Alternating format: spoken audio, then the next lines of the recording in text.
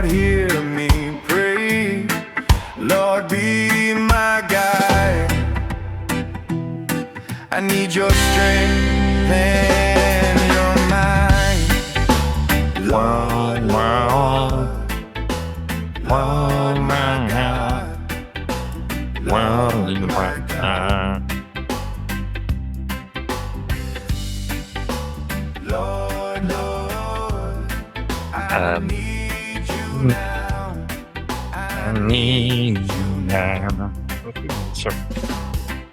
Welcome to the Perfumed Decay podcast, where we perfume our experience with the Word of God and then talk about the decay of the world, talking about all else, but ultimately integrating God and all His truth into it. So really, this is just a podcast about perfume and how we can spray it more. What was the phrase? Oh, a scent to die for. Dude. Okay, wait. So we generated a what was the prompting? Generated a Perfumed Decay logo or whatever. Yeah, I could pull it up. And it was like 80s mixed in with not cyberpunk, steampunk mixed in with like rustic, like earthy kind of stuff. And it came up with this awesome logo. There's a perfume bottle that's like cracked in there, and there's like skulls and flowers, and it's like gears and stuff. So it's got, it's got everything, like the neon lights. And Description. Okay, it says religious, dark, light, dead flowers, graveyard, black roses, pink, green, perfume, sweet, decay, sour, disgusting, rustic, nature combined with steampunk, 80s retro, nature as rustic, cyberpunk. Yeah. And it came out with this awesome thing. And it just says on there, a scent to die for. And I'm like, oh my goodness. I think it was that one. That gets everything across. It's so awesome. Yeah. And I'm so mad that I didn't think of it, but that's why we have AI. But again, thank you for joining us on the Perfumed Decay podcast. This is episode 7.1 because we goofed and goofed hard, and we did a 3.5 hour episode, I believe, that had no audio. Yeah, and we are very top quality content. It was pretty freaking awesome. Yeah, like disappointed, man. Quite honestly, I keep saying about every episode that it's a really good episode, and I'm surprised, and I need to stop saying that. But we're sad about that. We're gonna try and rehash that a little bit. See if we want to touch on those subjects anymore. Yeah. But here on this podcast, we do try to edify and entertain, and we're just doing our best. Is really what's going on here. We finally have a lot of things in place that we will announce later. But I just realized that I'm looking at the outro sheet. Should we show them the logo? Picture? Yeah, absolutely. Here we go. It's pretty sick. It's so awesome. Oops. Yeah, the cracked bottle. To die for. Dude. Like the detail. Yeah. This is like... It's like first pass. This is tattoo quality right here. Yeah. And then we loved it. So we wanted to like get more. And like it became more neon almost. Mm-hmm. It's like this one right here. Darker and more neon. Oh, so good. So great. Steven, what do you think? I like this one better. Yeah. The glass. I like that. It's more clear. Well, and it's like it has cracks on it almost, but they're like filled like in almost. Oh, is that? Oh, maybe. Yeah, that might be it. Yeah, it's like roots or something. Yeah, it's pretty cool. So we thought, why don't we just make a actual perfume and cologne like merch line? We didn't talk about that. Yeah, we did. We did? It's in our constitution. I don't remember that at all. But then again, we were working on things till late. So I may not remember them a lot, but we wrote up Constitution. We have a lot of things that we worked on yesterday, and I'm pretty hyped about it, but it doesn't want you in the thing. And for the first time, it wants to focus on Steven. Wow. Bit over a bit. Wants his beautiful face. But before we get into more of the podcast, I guess. Yeah. There we go. On episode 7, we actually talked about something pretty important that I want to rehash, which is putting in more time, into the podcast, which we did yesterday. Yep. But if we were going to put more time into the podcast, we should put more time into our time with God. God's word. Yep. God's word. And that was probably where I think the rubber really met the road, hit the road, whatever, for that episode. I think that's why it kind of sticks in my mind. That was last episode? That was last episode. Wow, guys. Yeah. We fumbled hard. Yeah, we fumbled super hard. Sorry about that. I wish we could get that transfer. And when I say sorry, I'm sort of apologizing to myself. Yeah. Because I really wanted to hear that. Yeah, seriously. I was excited about that one. But one of the things that we agreed on was that we were going to spend more time in the Word, and I brought up that we should be in Proverbs. And so in our group chat, I've been sending what section of Proverbs we are reading, because in Proverbs, there's so many one-offs, one verse that you can just look at and take anywhere and everywhere, and just meditate throughout the day. And that's kind of what I've been doing. That's what I've been doing lately with that. And I just said that, we should try that, because you don't need to read an entire chapter. You don't need to read an entire story, an entire book, whatever, in order to be studying the Word of God, in order to be spending time with God. You just need to find something that you're willing to meditate on. And I'm like, Proverbs is perfect for that. Yeah. To really get that practice going. And so we made it to, I believe, verse 23 in chapter 1. We did? Yeah. That's the one I sent yesterday, I believe. Oh, Proverbs. Yeah. We're talking Genesis. Oh, no. So today, let's. I want to hear a little bit of a thoughts, checking on that, on how that's kind of going. I know that Stephen told me that he read all the way to chapter 5. What an overachiever! I actually read till chapter 9. Wow, this guy wants that. That's crazy. He wants to get through the story portion of Proverbs. I guess so. Not necessarily, but basically the reason is Mickael put in the chat 1 through 6 or 7. Yeah, and I thought it was chapters. Oh, and I was just like, yeah. Okay, whatever. So what an overachiever. So I have in the app on my phone, which I had the Bible on, reads it to me. So I was just doing computer work and listening to the book entirely, and I kind of enjoyed it just because most of the chapters actually predicates towards learning knowledge, and I was just like, wow, and I forget whether it's chapter 3 or chapter 4, and it also looks at self-reflection too, in a way. Not completely, but as far as knowledge that and that it could be wrong and false leading, even. I was just like, wow, that's actually pretty intense. Yeah. Anything else? That's No. good. I mean, there was 2 things that I can immediately think of, the garland. Listen to your parents, for what they teach you is like a garland. I think it was around your head. Yeah. And I probably thought of it this way, but it's, you grow up despising the discipline like a fool. But really, it's a gift that they're giving to you because they're making you like them. Sure. Yeah. And if they're good people, that's a great thing. Yeah. And if they're following God's word, that's a blessing beyond words. And so, it's a garland. It's also you're carrying their name. So they're passing that beautiful thing down to you. Yeah. In a way. And so, obey your parents and be respectful of them. And accept their discipline and submit to them and everything, because they're giving something to you. Yeah. They're hewing you. Is that the right word? Hewing you out of rock, out of stone. Homing, sure. Whatever. They're chipping away at the sinful exterior that comes with a babe, right? Yeah.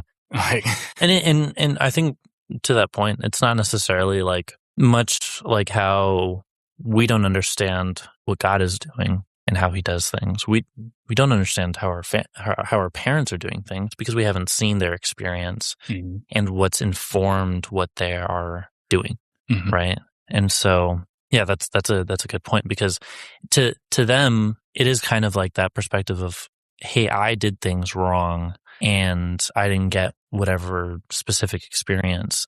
I want to give you that experience, or as close as I can get you to that, right. Because of what I've experienced. Yeah, that is a gift. That's fair. Yeah. And the other thing that stood out to me was how wisdom, I guess I got two other things. How wisdom was in the streets, just like shouting. Yeah. And not only shouting, but like trying to get everybody's attention. And anybody who would listen, she would wise up, she would teach them and they would benefit from it. But she would pay no mind to anybody who just walks by. Yeah. Or scoffs. And I saw myself as a scoffer. It's like a person who's arrogant and overconfident, and they think that they know everything. I know better than that. Yeah. Come on. Right. And then the like hanging out with the crew, like the crew that wants to like kill and destroy, steal, kill, destroy. Yeah. Mostly just like go into people's houses, kill the people that are there, and steal all their stuff. And how that lays a trap for themselves, and they're such fools that they don't see how it could come full circle and bite them. Yeah. It's like the concept of like, you live by the sword, you die by the sword. I don't know if I ever mentioned this to you guys, but I loved money so much coming out of high school that, I had a chip on my shoulder because I went to a school where there was some rich families and stuff like that. And I got to experience that and enjoy that. But instead of enjoying it, I just became jealous of it. So I had a chip on my shoulder and I wanted money and I loved it. And so I seriously considered, getting into something illegal, like not drugs or anything, but weapons trade. No. And nothing like big game, big time kind of stuff, but like, maybe down the road. Sure. I mean, it's like a drug. You kind of keep going. So my idea was like selling illegal knives to California residents. Sure. Because it's not illegal here, but it is there. So that would be a supply route that I could run. And then another idea was using the dark web, like over Tor and stuff like that, on say Silk Road, which is like the eBay of the dark web, to sell those weapons and or drugs. And I actually watched a documentary of, I believe it's called, like how to be a drug dealer, how to get rich selling drugs. I think it was, great documentary. It was really good. Yeah. And it sort of wrongly inspired me to get into it. But at the same time, huge blessing. I saw like, if I get into this arena, like no matter how cautious I am and how separated I am from the actual world, sure, of violence and crime, because I'm separating myself anonymously through Tor and dark web stuff. Like there is a very real possibility that one day I would have to kill someone in defense of my own life. And when that happens, you have to, number one, bear that burden of you killed someone doing something that you shouldn't have been doing. So there's really no reason that person should be dead. Yeah. And number two, you got to explain that to the cops. But that didn't really matter to me. Like, obviously that would matter. But the thing that hit me the most was like, I might have to kill someone in defense of my life, or I might die at the hands of someone who's in the game. Yeah. And I just don't want to be a part of that. And so that's what Proverbs is talking about, is like these fools are robbing people's homes, killing families, and taking everything. Yeah. And they're rich and they're living in their mansions and they're blowing it on the strip, Yeah. Every night as wisdom yells and they ignore. And at the end of the day, a bigger fool comes into their house, kills them all, and plunders their house. Yeah. And it's not that hard, because if you're doing that game of like robbing people, eventually you're going to rob the wrong person, and that person is going to do it right back to you. Yeah. And they just can't see that.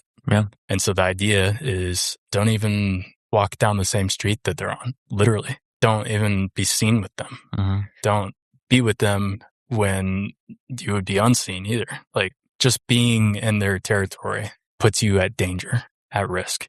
Yeah. And I mean, we met a cool guy this morning. We'll just call him Mystery. Mystery, he had to escape Texas to avoid his crowd of friends that were walking a dangerous path. Mm-hmm. And he knew he had to leave. Speaking of which, we could totally have him on the podcast. Yeah, we could. I just thought of that. Yeah. That's crazy. Okay.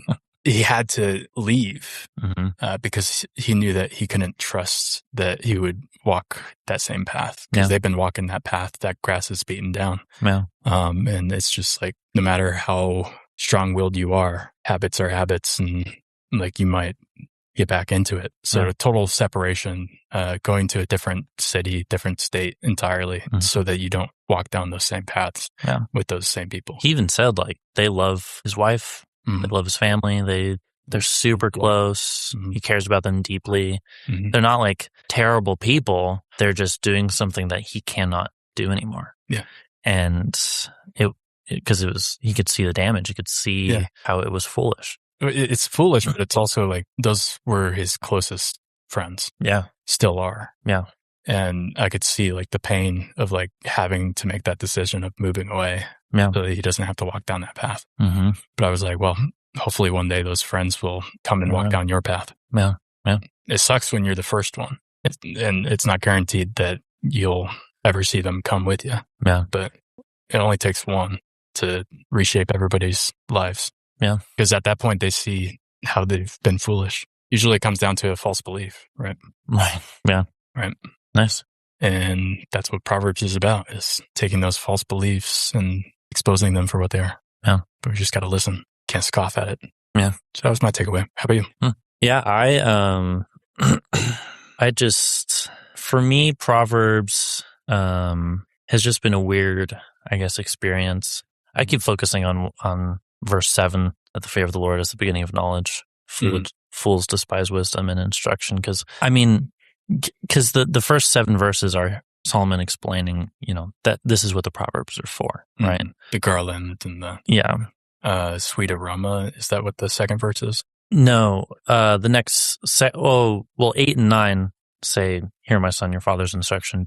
Do not forsake your mother's teaching. Indeed, they are graceful." Well, mine says graceful wreath to your head and ornaments about your neck.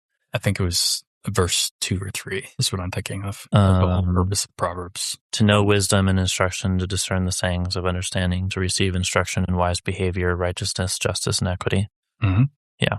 Yeah. And that's what the whole thing is about. Oh, actually, no, verse 7. Sorry. Yeah. The fear of the Lord is the beginning of knowledge. Fools despise wisdom. Mm-hmm. Yeah.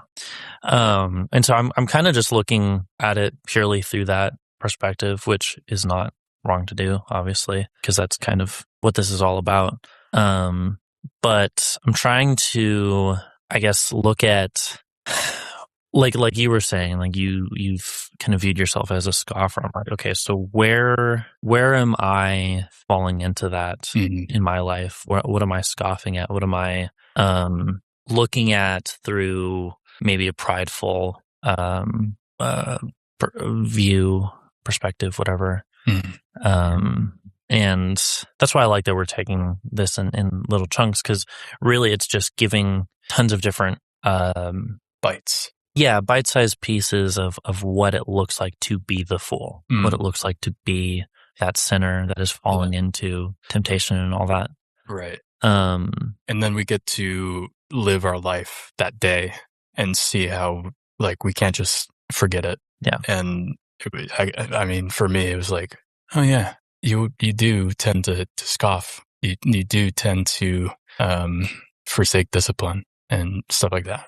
Right. Well, and even just reading, like, it's so easy to just read this and then to leave it. Mm-hmm. And in a sense, that is a form of being a fool, because you're not looking at it for what it is, which is instruction, which is being corrected. And like that's why it says the fear of the Lord.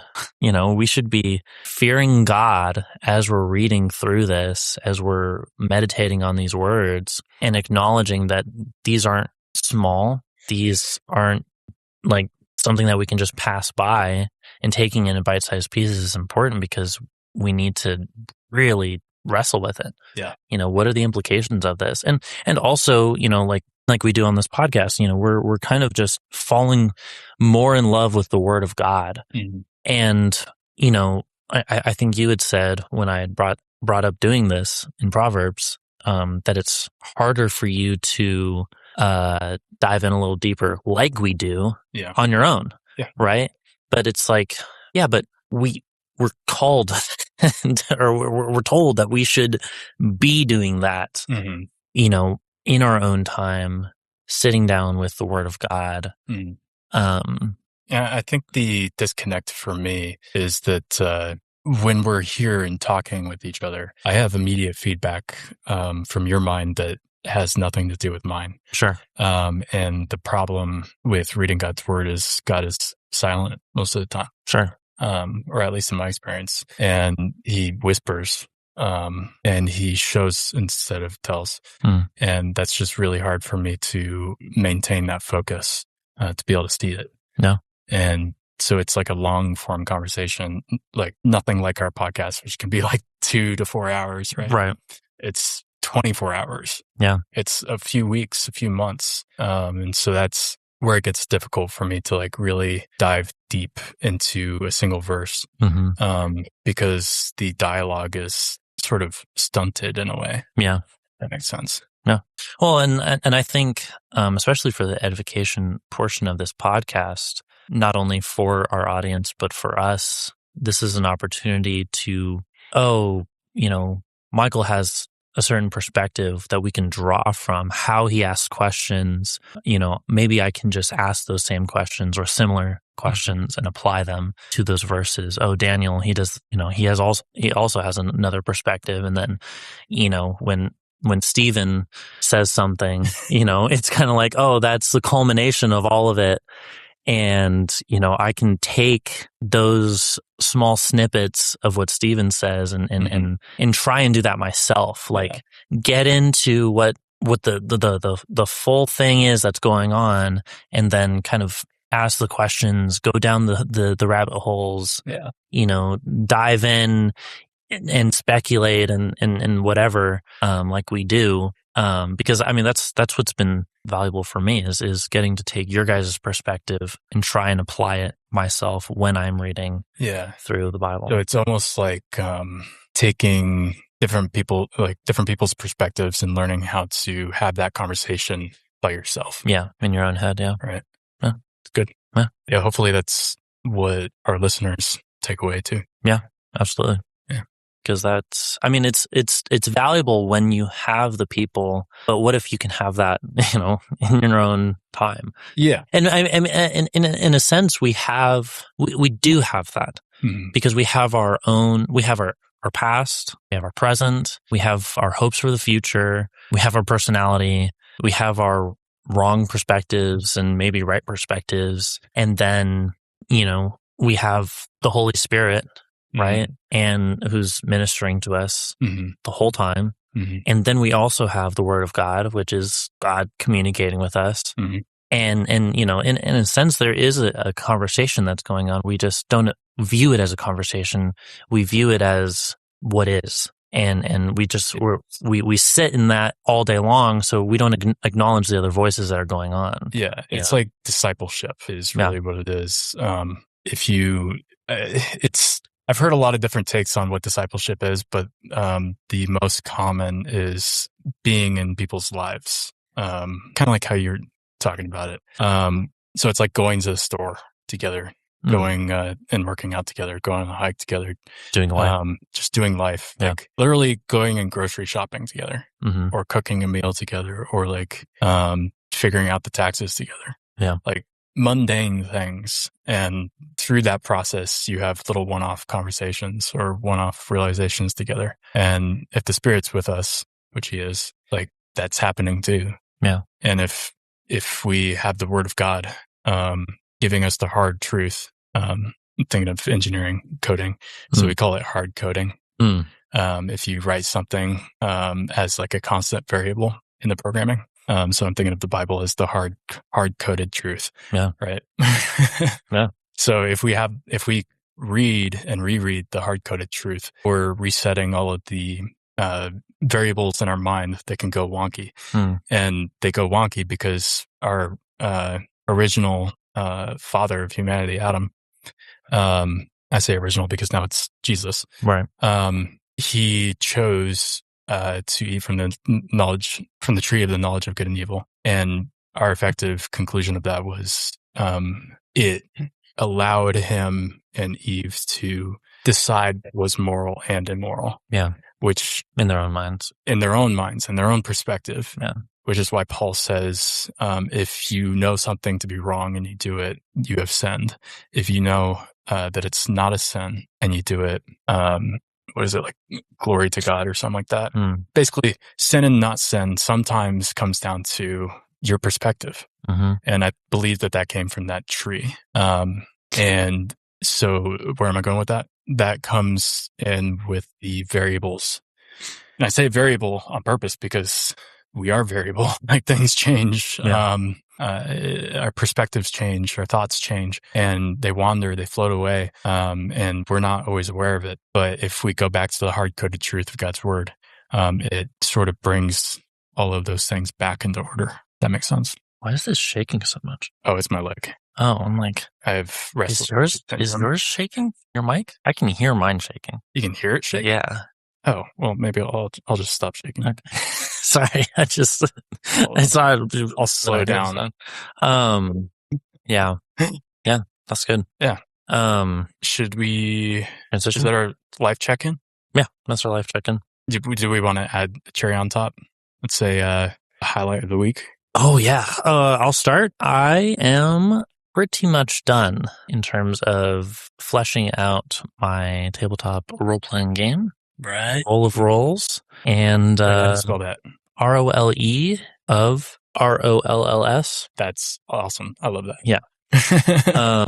And I am currently working on the official handbook, and it's really just putting pen to paper. Yeah. And it's just flowing like crazy. I love it. I had this epiphany a little while ago where I realized that the name Roll of Rolls, I came up with that right away. I was like, just Roll of Rolls. The rolls need to be important. That's what I told myself. And I'm like, okay. And I mean, it's a dice role-playing game. Yeah. You know, you're rolling dice. Your dice make the things happen. Yeah, it's pithy. I like it. Yeah, but I'm sitting there and I'm like, wait, I'm an idiot. This is the sixth. But why? This is the sixth iteration of this system. I've been working upwards of 3 or 4 years on it. It's gone through so many different phases. It started off being basically just as convoluted and crazy as D&D, and now it's as simplistic as ever, as it could be. And in the name Roll of Rolls, I literally sat there and I'm like, oh my gosh, what if everything is about your roll? And I'm like, oh, your roll, because before the idea was that you roll the D20 once, and that determines your damage. It determines what you can actually do, and you just need to roll once. It's really it. You don't need to roll any other die, any other type of die. It's just the D20 once, and it just does everything for you. Sets everything in place. Yeah. Okay. And then I was like, wait, what if we just take that even further? And the availability of success on the D20 is your health. And when you take damage, it takes away a number. And there are different conditions, different effects, different things that can happen that can hinder your ability to roll successfully. And I'm like, that's great. Because the only thing you're thinking about is one thing. What is that? Your roll. ROLE. ROLLS. And then at the same time, because the system is built to where you have one thing that you're really, really good at, you're better at it than everybody else. Because your rules.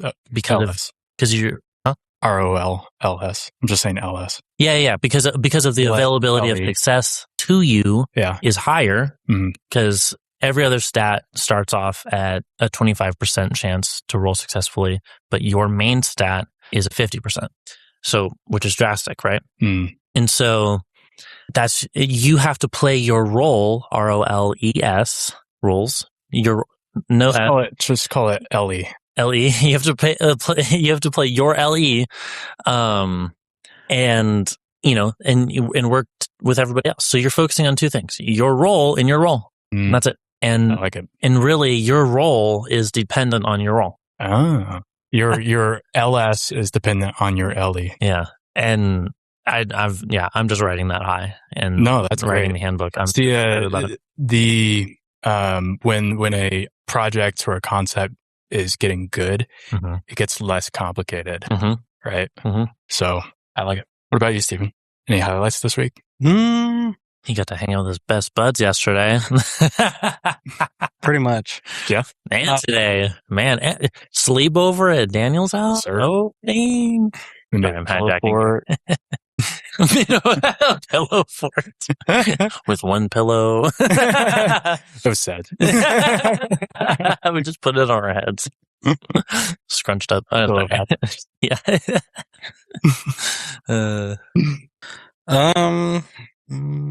Not much. Trying to strategize for when I move out. As I was telling Daniel last night, I have quite a few situations I have to figure out. So I have a 55-gallon tank and a 10-gallon, which the 10-gallon, not really worried about. And I have fish in each one, but 10-gallon I can just move and reset up like within half a day, basically. No problem. It's the 55-gallon I have to really worry about and taking care of all the fish and kind of just strategizing. Then I have a twin bed that I've had since middle school. So wow. Yeah. And it might be even before that, a few years. And I've pretty much outgrown it. Yeah. As one does. Yes. Right. From middle school. But the problem I have is I want to get a double or a full, however you want to call it. And then I have to figure out if I want to keep the bed for a little bit or just sell it right away and get rid of it and get a new one and be done with it. So yeah, and then I have to figure out a desk too. Oh yeah. So Dan talked about that one. And like the whole fish setup, if you want to put it in your room or if there's going to be extra room at the place, right? Yeah. I guess the three of us will talk about it more, but on our own. But it's just like, what size of room am I going to have and how much space am I going to have in the room, and are we going to have an extra room? Yeah, we all have to figure out. In the living room, might have a tank, the 55 or a bigger one. Yeah. Mickael, what did you call it yesterday? He said, this is the first time I'm moving out, and you said last night. You're not going to say bold of you to think that I remember anything. I remember it because it was very inappropriate. You said, "Oh, pop in your moving cherry." Yes, dude. I'm excited to pop that cherry, bro. Disgusting. I shouldn't have brought it up. I'm sorry, y'all. Popping all the cherries, Ugh, you disgusting. The moving cherry. The moving cherry. I don't know. You say disgusting. I'm literally thinking about cherries. Like, because have you ever? It's a phrase. Have you? I know it's a phrase. I know what it means, but it's like when I think about eating a cherry, it's like a burst of flavor. Oh, okay. Which ones? The ones that have been like pickled in like sugar and stuff like that, like the bright red ones. Yeah. Oh, those ones. The candid, maraschino or whatever. Yeah, whatever it's called. Those are bomb.com. Oh, they're very good. Yeah. Although a good ripe cherry. Oh yeah. Yeah. Oh, however you get a cherry season. Yeah. It's so good. I've been pounding those. They really are like a burst of flavor. It's great. And so now you're making me excited. I got some fruit at home. Dude. Got some like plenty of grapes. Dude. Got like 2 buckets, not buckets, but like huge like containers of blueberries. Oh, dude. I love fresh. Yeah. And one thing that I just tend to do, I don't know why I do it, but I tend to just leave everything in the fridge until it's like almost bad. I really don't want to do that this time. Don't do it. Okay. Yeah. At least don't do it to the blueberries. I'll try not to. Daniel, what is your highlight? My highlight, I would say, man, my family always, we do highs and lows on the weekend, and they always accuse me of, they make me go last, because they accuse me of talking the most. So they'll take like 10 minutes maybe to go through theirs, and like I'll take up the rest of the time, like 30, 40, 50 minutes, like just talking and talking and talking. Oh, and this high. Oh, and that. Yeah. Oh, and this high. I just want to tell details, you know. Because that's what makes it a high. I want you to experience that with me, right? So this week, with that being said, I'll stick with 2. Okay. Just 2. Just 2 things. Yeah. Okay. 20 minutes each. And all the details. So, the first thing is I installed a tactile transducer, known to some as a butt kicker, known to me and my friends as the electric chair, in my car. Yes. And it vibrates your chair, to the music. And so I had to, cut into the driver's side speaker, like pop the whole door apart and everything, and splice a wire in there to get a signal. I first put resistors in line, which basically makes it so the amp that I'm sending the signal to doesn't get too much power. Because this is enough power to actually drive a speaker, which is too much power for signal. And so I put transistors in place, and GPT told me to put a 10K resistor, 10K ohm, meaningless to most people, but a lot of resistance. So it would step down, let's just say 20 volts of energy down to like something like 2 volts around there. So a lot. And so it worked, but it was almost too quiet. And I ramped the amp all the way to 100. I did the, what do you call it? The high pass, or basically whatever caps the subwoofer's frequency range. It's like 5 to 200 hertz, and you can go anywhere in between there. And it'll ignore whatever range you're at and above. So I pumped that up to 200 so I could get as much vibrations as possible, right? And it still wasn't enough. So I spent lunch yesterday, I believe, or the day before, rather. My lunch break, replacing that 10K ohm with a 5.1K ohm resistor. And something went wrong, and it just didn't have signal at all, which sucked. So I just went on Amazon and I bought what they call a LOS module, or whatever. I don't know what you call it. Don't ask me what it stands for, honestly. But it's doing the same job of like taking a strong signal and cutting out all the noise, and reducing it to a signal strength.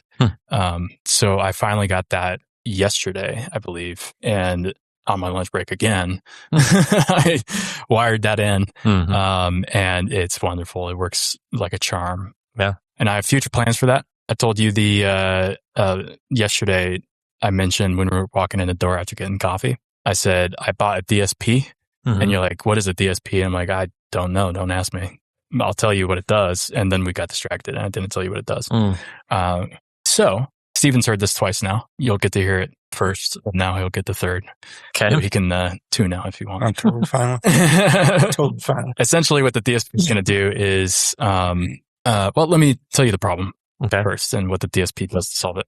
So the DSP solves the problem of, there's certain frequencies that the butt kicker just vibrates really, really powerfully. And then like a neighbor frequency, just not as powerful. Yeah. It could be the same volume, but it's just not as powerful feeling. And it's something to do with the harmonics of the device itself. You know how you go into a room and you sing a specific note and it seems like the whole room is like vibrating? Yeah. As the harmonics of the room, right? So every material has that, and so does this device. So I'm thinking it's something to do with that. But what I can do is use the DSP to isolate each frequency. So like 5 hertz, 6 hertz, 7 hertz, all the way up to 200 hertz. And I could do a volume test for each hertz level, and basically test it and increase the volume for each frequency, so that to me, what I feel is the same level of power, but what the DSP is changing is the volume for each frequency. So it's as if I'm changing volume for audio, but because it's not audio anymore and it's vibration, it's shifting from a volume issue to a vibration issue and a harmonics issue. And so it's going to level out the power of the feeling of each frequency shaking the chair. Yeah. And that way you can feel the whole range as it was intended by the artist. So it's feeling music as it was intended to be listened to. Nice. Yeah. Crazy. That'd be cool. Yeah. And I also have a date tonight. Nice. Yeah, going to Scootin' Boots, some country swing dancing. Boots and scooting. Exactly. And the girl I'm going with, we'll call her Ms. S. Miss S. Okay. That's better. That's funny. That's kind of like saying Mrs., but... Miss S. Miss S. Prime content right there. Yes. Clip it. Clip it. She's only gone once. Okay. And she was open to like doing the beginner's class or the intermediate class. And I was like, let's do the intermediate. So I know exactly what time to show up. Yeah, you can come. I'm not trying to go. You don't want to show up? Absolutely not. You get dance with Steven. So sick of... Oh. And then all the girls would be like mad at you guys because two dudes dancing together. Yeah, it's so gay. Well, it's not that. It's just like there's usually too many women. Yeah. And they can't find dance partners. Yeah. And so they end up dancing with themselves. Dude, I totally want to rage bait them. Why? Because that'd be awesome. Steven, would you lead or would you? I definitely want to stand there and be like kind of looking around and then like and then walk up to Steven. Yeah. Steven's just sitting like across the room. And then like kind of mime like. Yeah. Like no. You have to wait for some girls to come up. Like both of you guys there you and go. like be like, oh, no, thank you. Yeah. And then go to Steven. All right. Brutal. And then just get death stares. Yeah. That's funny. Good stuff, man. All right. Should we jump into Genesis? Yes. So here we are. Before we really dive in, so last time we really did have some good conversation. Oh yeah. But we only got one verse in, which is not crazy for us. I'm going to read that first verse, just to give an idea. Level set. I'll go over kind of what the through line was in our conversation, and just to give an idea, because it really was. I don't know. There were some interesting topics. There was some fun things that we kind of got into, and it was just, I don't know, it was a good episode. But so the first verse in chapter 4, now the man had relations with his wife, Eve, and she conceived and gave birth to Cain. And she said, I have gotten a man-child with the help of the Lord. And we laughed about man-child last time too. Yeah. And basically I brought up that it's kind of cool that Eve acknowledges that she has been gifted a child with the help of the Lord, which kind of led us back into talking about the curse and how, it made childbearing a little more difficult, and how that probably motivated this idea of her acknowledging the help of the Lord. From there, it kind of went into us talking about life expectancy, talking about what it would have been like to live back then. And then eventually we got into intermarrying, kind of talking about the genetics of the time before. Well, you skipped over one of the through line points. What's that? I focused in on the way that she said it. Like, it was kind of weird. She said that Well, I've gotten a man is kind of, or a man-child, whatever. Like, it's a weird way to say that. And then I also just thinking through that, like from her perspective, that was the first time anyone was born of a woman. Oh, right. Yeah. The first time the second person was created, it came from God and man. So it came from Adam. Yeah. When he was split. And so from her perspective, this is kind of strange. Yeah. Like, this is a new thing. Well, and from there, we also had brought up that maybe this wasn't the first kid. How, they've been in the garden, they were in the garden for a little bit. They knew they were naked. Right. And they were commanded to be fruitful. Yeah, and they were commanded to be fruitful. So, but it's also like they could have been in the garden for like a few days or like years. Yeah.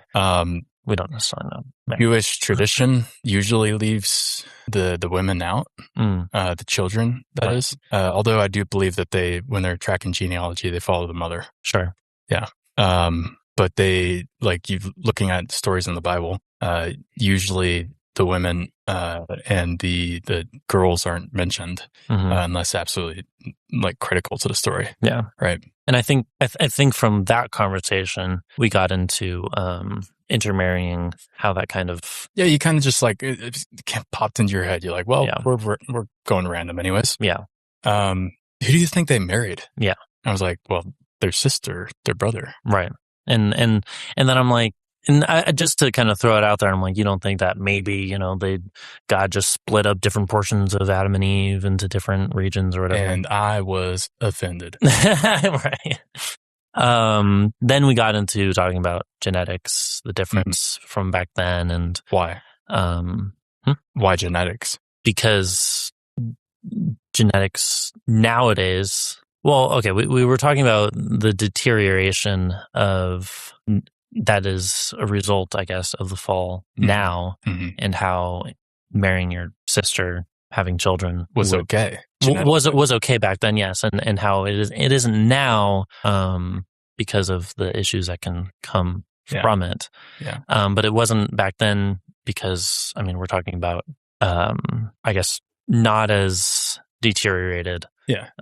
Almost perfect. Yeah.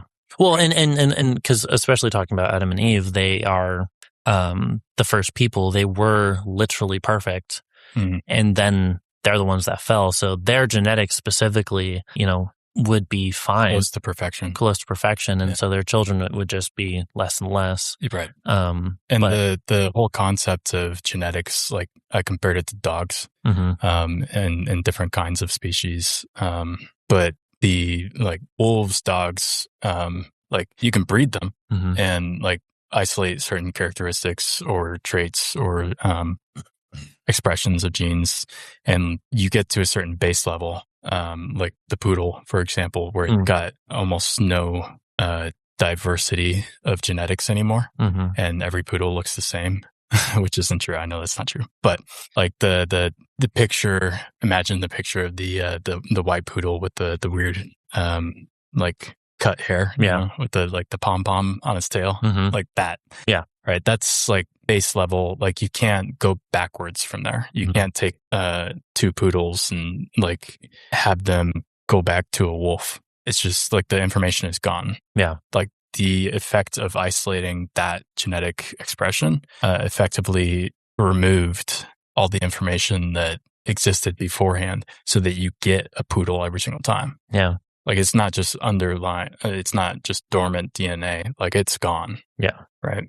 So when you start fresh in humankind with like perfect DNA, it's got every expression of every person we've ever seen in our lives and in history books and everything. Adam and Eve, Asian, European, African, whatever else, anything else you could think of. All those expressions of the way that people look, that was all in their DNA. Yeah. And so that's why it was effectively safe. Like if I go and marry someone from India, no issue. Yeah. Because our genetic diversity is spread enough that it won't cause issues. And the reason for that is because of mutations. Right. If like mutations are really common nowadays, if your kid has a mutation, and it has bad DNA from dad, but it's got the same DNA from mom. The mom's DNA will be expressed. And it's a bit more complicated than that. Yeah. But that's the general gist, right? Fun fact, that's how you can get partially lactose intolerance. Yeah, because you have one chromosome that has the ability to make that enzyme, and you have another that doesn't. So partial. Interesting. Right? Wow. Cool. Anyway. That's the term for recessive genes. Recessive. Is it? I think that's a different thing. Recessive is like it's been folded into the core of the DNA, and so it's not expressed epigenetically. In ways, yes, but recessive is also from basically a standpoint of, that's why in case of like mother and father will usually recess genes into and like, let's say you have a son and a daughter. The daughter will usually take traits of the father, and the son will usually take traits of the mother more. Okay. The way I learned recessive genes is like through eye colors and stuff. Where like brown, I think is the most common. Like it's more, if you got a brown-eyed mom and a blue-eyed dad, like you're probably gonna have. You sure? Blue eye seems more common. I mean, whichever is which, right? One is a dominant trait and the other is a recessive trait. Yeah, we could look it up. We'll take a pause on this. Let's switch to, is this working? Make sure. Sorry, guys. Technical difficulties and such. Why is it not transitioning over there? No, I'm curious to see if I'm right or wrong. I'm hoping that you guys can see this browser. We got GPT up. All right. You want to ask your question, Stephen? You want to go with the eye thing? Yeah. Are blue eyes or brown eyes more common? Which is a recessive trait, which is a dominant trait. Let's get rid of this front part. See what GPT says. Short answer, brown eyes are way more common and brown is dominant while blue is recessive. Here's the clean breakdown. Brown eyes, about 70 to 80% of the world's population. Blue eyes is 8 to 10% globally, which is higher in Northern Europe. There we go. That's like the poodle thing, right? In Europe, the common idea was to maintain your genetic purity through the royal line, right? I don't know if that culturally was more common in Europe because of that or something, but it's what you get. Like, you think about pigment, brown has more pigment, blue has less pigment, right? Every baby has blue eyes until pigment comes in. Let's check that. Does every human baby have blue eyes before the pigment starts filling in? And I really hope everybody can see this. Short answer is no, that's a myth. Oh, some babies are born with blue or gray eyes, but many are born with brown eyes from day one. What's actually going on? At birth, melanin production may be low, especially if babies are European. In those babies, light scatters in the iris, making the eyes look blue or gray. In the first 6 to 12 months, sometimes up to 3 years, the melanin production increases and darkens the eyes.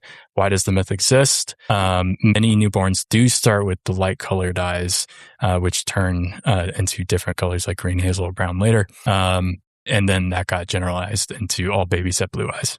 Babies that do not start with blue eyes, African, Asian, indigenous American, so Native American, I guess, Mediterranean, Middle Eastern, are frequently born with brown or dark eyes immediately.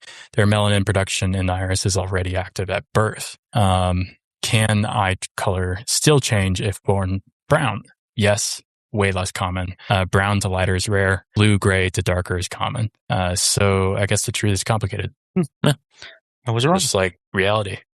Man, I really hope everybody can see that. I don't know why it's not showing up on our thing here. Well, let me look up. Look at what? Oh, you'll go to the live?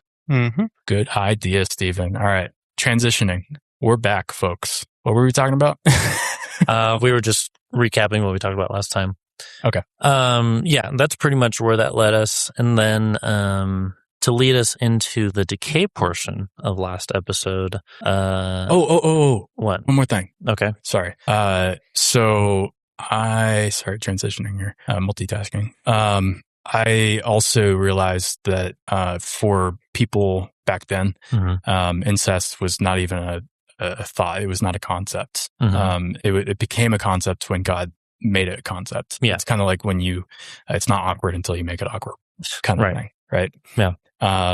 And so it was not genetically dangerous for them, and it was also not psychologically damaging or dangerous for them. Yeah. Because God had not made it weird yet. Mm-hmm. Right. Now, my brother always is talking about this. It's technically safe to marry a cousin or a second cousin, and then especially a third cousin. If you're marrying a third cousin, it's basically a stranger. But just culturally now, that's still strange. And we think of like Deep South. Yeah. Right. Well, I think in America, it's definitely a cultural problem. I wonder if in other cultures it's not as much. That's a good question. Do you want to ask GPT? I don't. Okay, fine. If you do, make sure it's showing up because it was a pure black screen. Oh no! Nice. I'll work on that while you say stuff. But Mickael, just because marriage is seen very differently in other cultures, anyways. Like arranged marriages in some cultures are very much still common.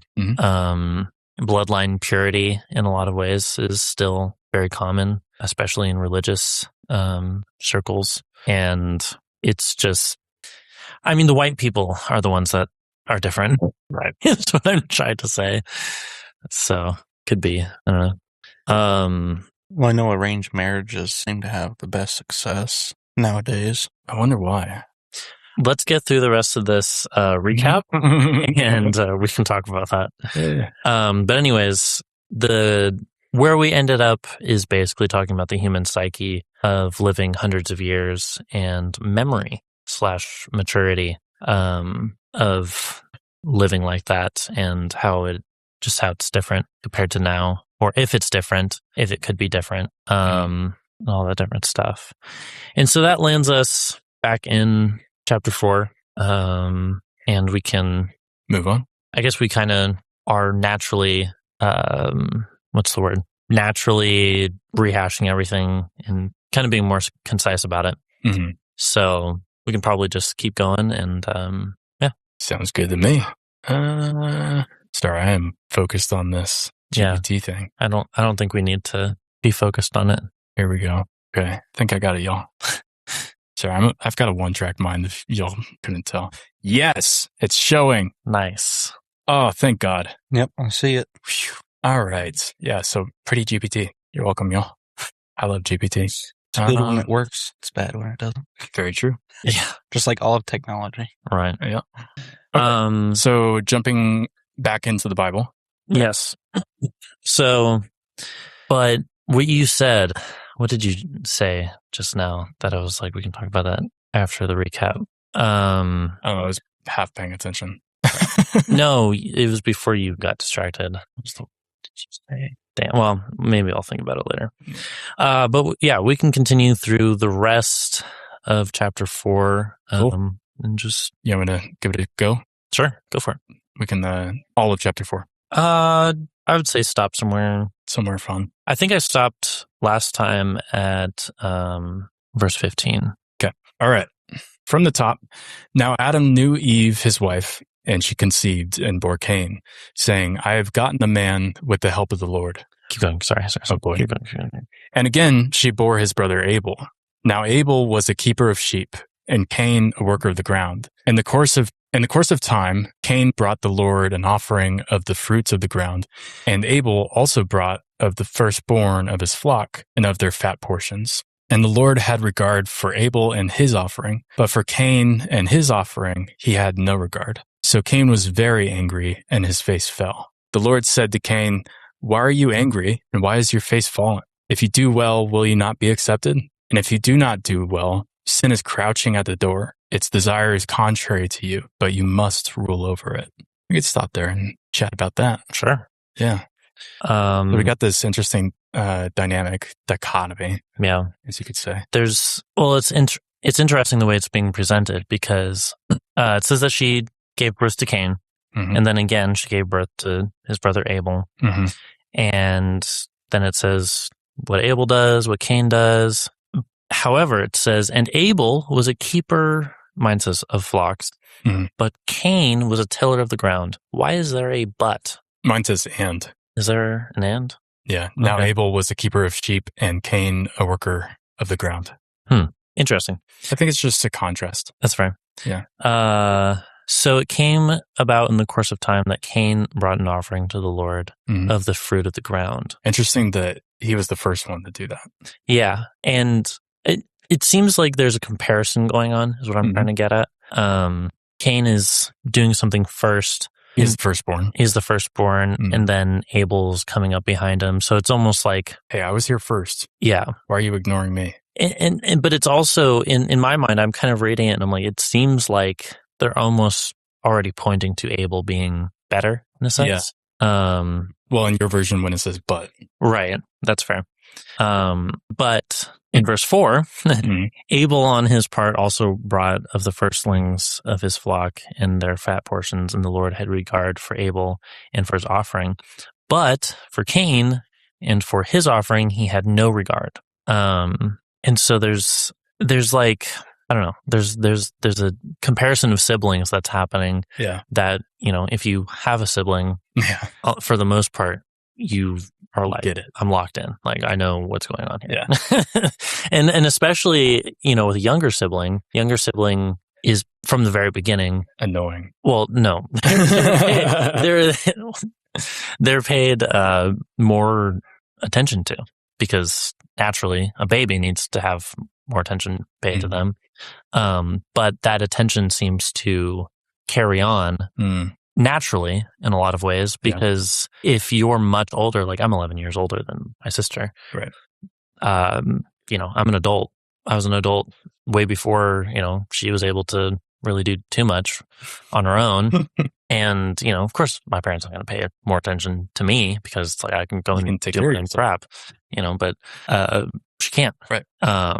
And what's interesting is that we kind of just jump in the story. It's like, oh, birth. And now they're working. Well, they don't even need to be adults, like 13. Yeah.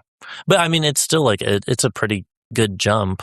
Yeah. And I mean, I wonder how old, really, because I guess they could have been young, pretty young. The first time that they did this. Yeah. So I would say, like their first season, right? There's seasons of growing and tilling and harvesting, and there's seasons of guiding the sheep around, and I guess shearing them, taking care of them, grazing them, waiting for them to grow, waiting for them to procreate and all that stuff, before you can actually have a sustainable population where you can actually take a few and slaughter them, I guess. I would imagine, I mean, and this is speculative, but to be, I guess, called a keeper of flocks and a tiller of the ground, it sounds kind of like this is a title, and you don't just, start doing something and that's automatically like what you are, especially like,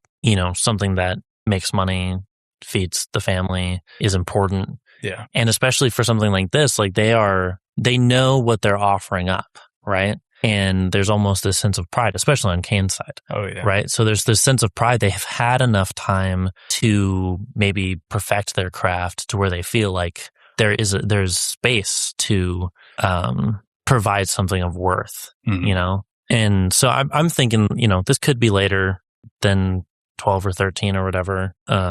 Doesn't really matter, I guess. But yeah. And I would also think that, if they're off on their own, maybe, because even then, I think, maybe their parents would have kept a closer eye on them or something. I don't know. I don't really know. But. And I was wrong. It doesn't actually say this the first time. Okay. In the course of time, Cain brought to the Lord an offering of the fruit of the ground. Yeah. So they could have been like other times that they did this and they both were accepted. Yeah. In fact, when the Lord says to Cain, "Why are you angry? And why is your face fallen? If you do well, will you not be accepted?" It's almost like God is saying, like, this. You've been accepted. Yeah. That brings up a good point, because when we were talking about Adam and Eve, there is an idea that's kind of been brought up where Adam would have told Eve what was kind of going on in the garden. And so, we're looking at this, and, any number of years that have gone by, it couldn't, obviously it's not the first year of their life. Yeah. Any number of years that went by, their parents, Adam and Eve, they probably told them things. Mm-hmm. They probably talked. They probably, shared any number of stories and happenings and whatever, things they've learned. Right. And so we have to take in consideration always, when there's such a huge time skip, that information is being shared, especially because oral tradition is so heavily relied on when it comes to the Bible. Right. We have to take that for what it would mean, and understand that they're talking. Yeah. There's a lot going on. So what you're saying is, like, there's an offering going on here, and it doesn't even like lay out like that they need to offer anything. Like, it just kind of says that it is kind of odd. Like, why are they offering in the first place? Yeah, this kind of came from nowhere. I think I mentioned this in the recording that didn't get recorded. Mm-hmm. I was watching this YouTuber who was breaking down the Garden of Eden, mm-hmm. and how it was a picture of God's chosen, I guess, temple, mm-hmm. like the where his presence can be. Hey, we're all getting Steven on there. Taking his eye drops. No, you're good, dude. His eye drops. Stephanie is fascinated. Looked at the time and I was just like, oh, dang, I forgot my... No, yeah, that's important. Yeah. Little side story.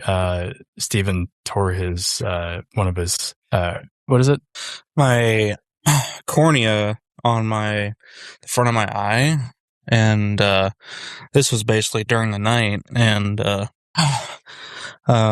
I tore it just because I had a fan blowing on me, and my eyes, they dried out. And so I needed to do eye drops, like in the morning, middle of the day, and at night. These are like special eye drops, like mad science. Yeah, and I had to do multiple though, so it's but that's the consequence. And surprising thing is, I actually went to work that same morning. Like, so, with a flappy eye. Oh yeah, it was like terribly bright. I could barely look up at people. And well, that's why you got your sunglasses. Well, which most people don't understand. Yeah, which I never understood before. Mm-hmm. Right. The reason you've got sunglasses is because it's too bright. Yeah. My eyes don't have any true irises, so I have black eyes. Well, they do. It's just like the muscle that would have been there is just gone. Are you saying that the iris never developed? So with my eyes, there is some days that you could barely see an edge on it. Okay. So they just... And so the eyes have cones and rods. Mm. And so the iris is mainly the rods. So they contract and lengthen, and when they lengthen, that's basically the pupil closing to let the least amount of light in when you're outside in the sun. It's a cloudy day, and there's still like a lot of bright light like shining through the clouds, and that's one of the worst days for eyes in general. Yeah. My eye, and so whenever your irises, they expand, lets in light to the pupil, and that's usually like in pitch dark rooms or at night. Yeah, and my eyes are like that 24/7. So if you've ever gone to the eye doctor and got your eyes dilated and then had to like walk yourself to the car, even with those sunglasses on, it's just like irritatingly bright. Yeah, and dangerous to drive. That's Steven all the time. Yeah, and my dry eye specialist, my doctor, she's just like, yeah, your brain and your eyes have actually gotten so used to that pain that you don't perceive it as pain anymore. So, that's crazy. Yeah, and I had to do eye drops deepen. And so through time, the nerves on my lens weren't really reacting with anything, and she could like touch it with a string, and I'd hardly ever feel it. It's weird. Just because the nerves were being hit with so much light all the time. It desensitized. Yeah. And so now I have more feeling just because I did eye drops that kind of stimulated regrowth on those nerves. Oh. So is that a good thing though, to get that feeling back? Yes, because One thing, with getting nerves back, it opens, it allows for better tissue growth and blood vessel access throughout the eye. So it maintains the eye better because it has a signal, and it tells your brain can tell your body like, oh, we need more resources here. Yeah. It just helps strengthen the lens as well in that sense. Which is good. Less chance of a tear. Yeah. That's good. But with dry eyes, it's tough. So like if you have really dry eyes all the time, and this could be the case with me, every time you blink, you have the potential to scratch your lens. Ooh. So, yeah. Which you have cataracts, right? Not terrible ones. Okay. They're not very big. Okay. I have one basically right dead center on my right eye. Oof. And one center right on my left eye. Okay. So is that why you use your left eye for the monocle most of the time? No. So the reason I use my monocular for my monocle, basically the same thing. Same difference. Yeah. Tomato. Right. The reason I use it for my left eye is because that left eye is trained more for close up. My right eye is trained for a little bit better with distance. So you'll use the monocular for both eyes, but you'll switch eyes based on what you're looking at, and your brain is used to just perceiving it better. So the monocular is basically just to bring everything closer. Yeah. So if you're using something closer that's far away, you'll still use your left eye. Yes, because now it's close. Yeah. So your right eye is for like walking around. Yeah, pretty much. Interesting. And I use it to like ride scooter and and sometimes run into fences. Yeah, pretty much. Yeah. Yep. That's how you broke his collarbone. Crazy. It was the fence's fault. Yeah. The fence should have seen him coming. Got moved out of the way. What a jerk. Anywho, that was a short story. Little short segue. Let's see if I can remember what I was talking about. The garden was where God's presence was. This is where God would walk around with Adam and Eve and commune with them. As the temple. Guy's perspective was Eden was a temple, and Adam's role was as a priest, and Eve's role as a priestess, right? Priestess. And so part of being a priest is making offerings. But what's strange to me is the idea of offerings for the longest time for the Israelites was is like atonement. Yeah. So maybe these weren't offerings per se.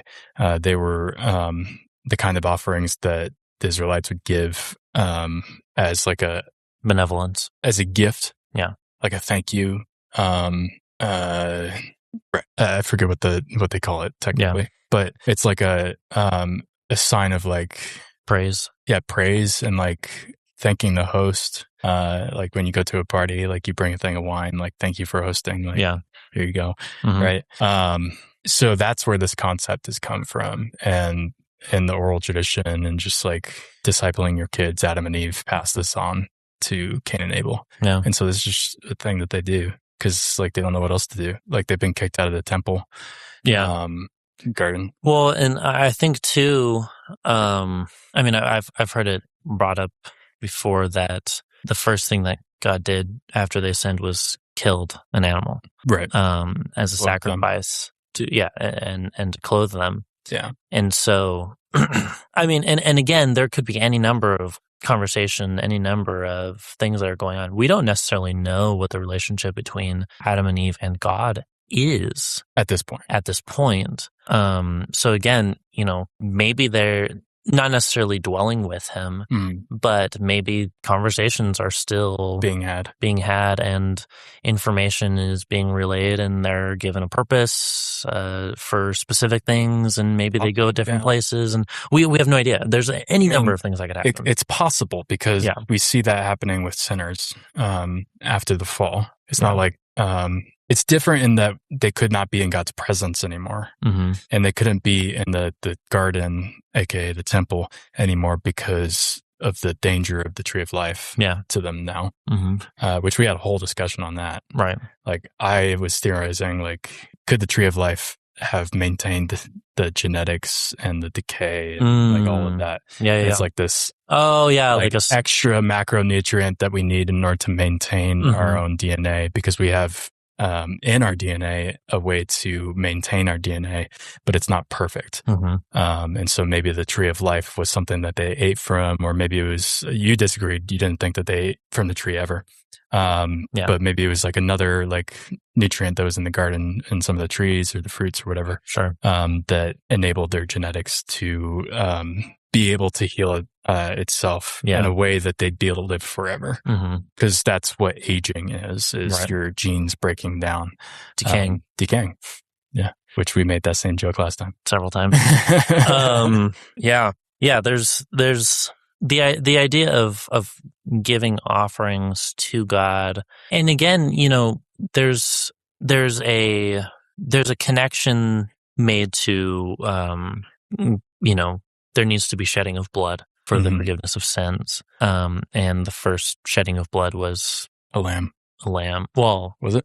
No. I don't know if it was a lamb, but whatever animal God killed to clothe Adam and Eve, to cover their shame, basically. And there's, one of the things that we brought up when we were talking about living long lives was the idea of gods. And how, these men and women that lived hundreds of years, to younger people, they could seem like gods because they've lived crazy lives and whatever, any number of things. And especially back then, because there's a sense of like everything is new.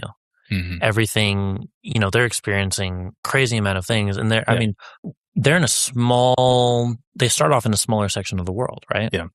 And so there's this sense of gods, and it makes sense that this kind of lore would kind of carry on. And I would say it would probably carry on even to Noah, and his children, and maybe his children's children. I mean, Noah lived a long time. 950 years.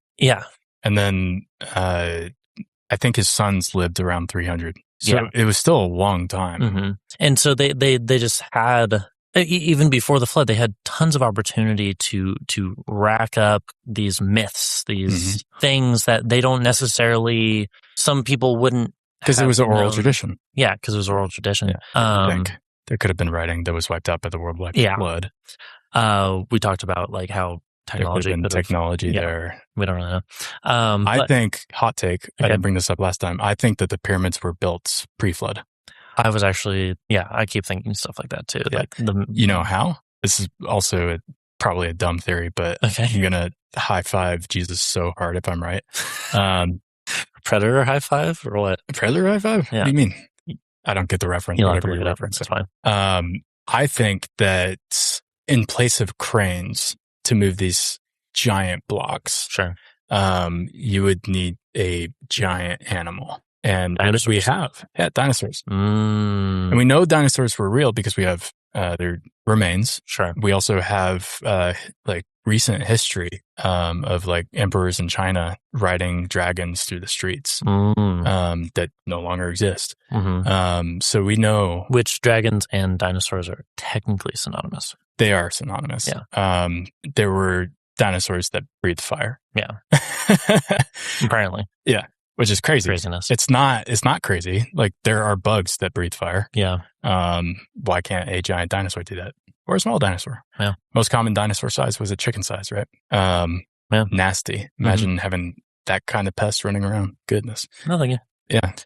But that's what I think they did. They used like what was the long neck one? Stegosaurus or something? Oh, sauropod? Was that Brontosaurus? Maybe. I don't know. Yes, that's one. I don't know. Crap. Classification for long necks is sauropods, I believe. That. See, we wrote the Constitution. Keeps bringing up. It doesn't have anything to offer. Doesn't really say much. Let me bring up one of the things that we said. I think it had something to do with has random knowledge about. Let's pull it up. Crazy things. If it doesn't say crazy, we should change it to crazy because it's okay. Here we go. Just out of nowhere, just has information. What's it say? Stephen is Stephen is laid back, well informed on random topics, but mostly about aquatics and nature. Boom. Also, he proves it every day. Also, Mickael is dumb, Daniel is dumber, and Stephen is blind. Amen. Stephen came up with that one, so yell at him. No, I came up with that one. Oh, the blind part. You're right. Yeah. Well, he didn't come up with it, actually. What do you mean? Yeah, well, he didn't choose. Oh, he didn't choose to be blind? To be blind. It's messed up, man. What if that was the express purpose that God had for allowing him to be blind? Yeah. For that joke. I'm just saying for that one joke. And then Stephen dies. So he bursts through the door, shoots him. Oh, no. I'm like, oh, wow, Daniel, you're right. Good job. High five. I'm too sad. I'm going to go cry now. Yeah. But anyways, no, but there is this sense of myth. Mm-hmm. And legend that is so available, prevalent with people that are living hundreds of years, like how we view elves, mm-hmm. and it's like, any number of things could have happened pre-flood, with the technology, with whatever, and again, it's just so much information that's being shared over time. And, we could be totally wrong.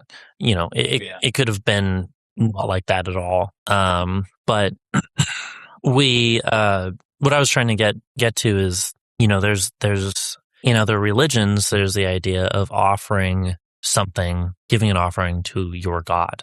In Greek mythology, Egyptology, all that different stuff. You're offering something to your God if you want something. But I think what's interesting is that those religions are based off of, not dependence, what's the word? It's a give and take, I'm offering you something because I want something from you. But in this case, technically, I'm offering something to you to God. I'm offering something to God because of what he's already given me.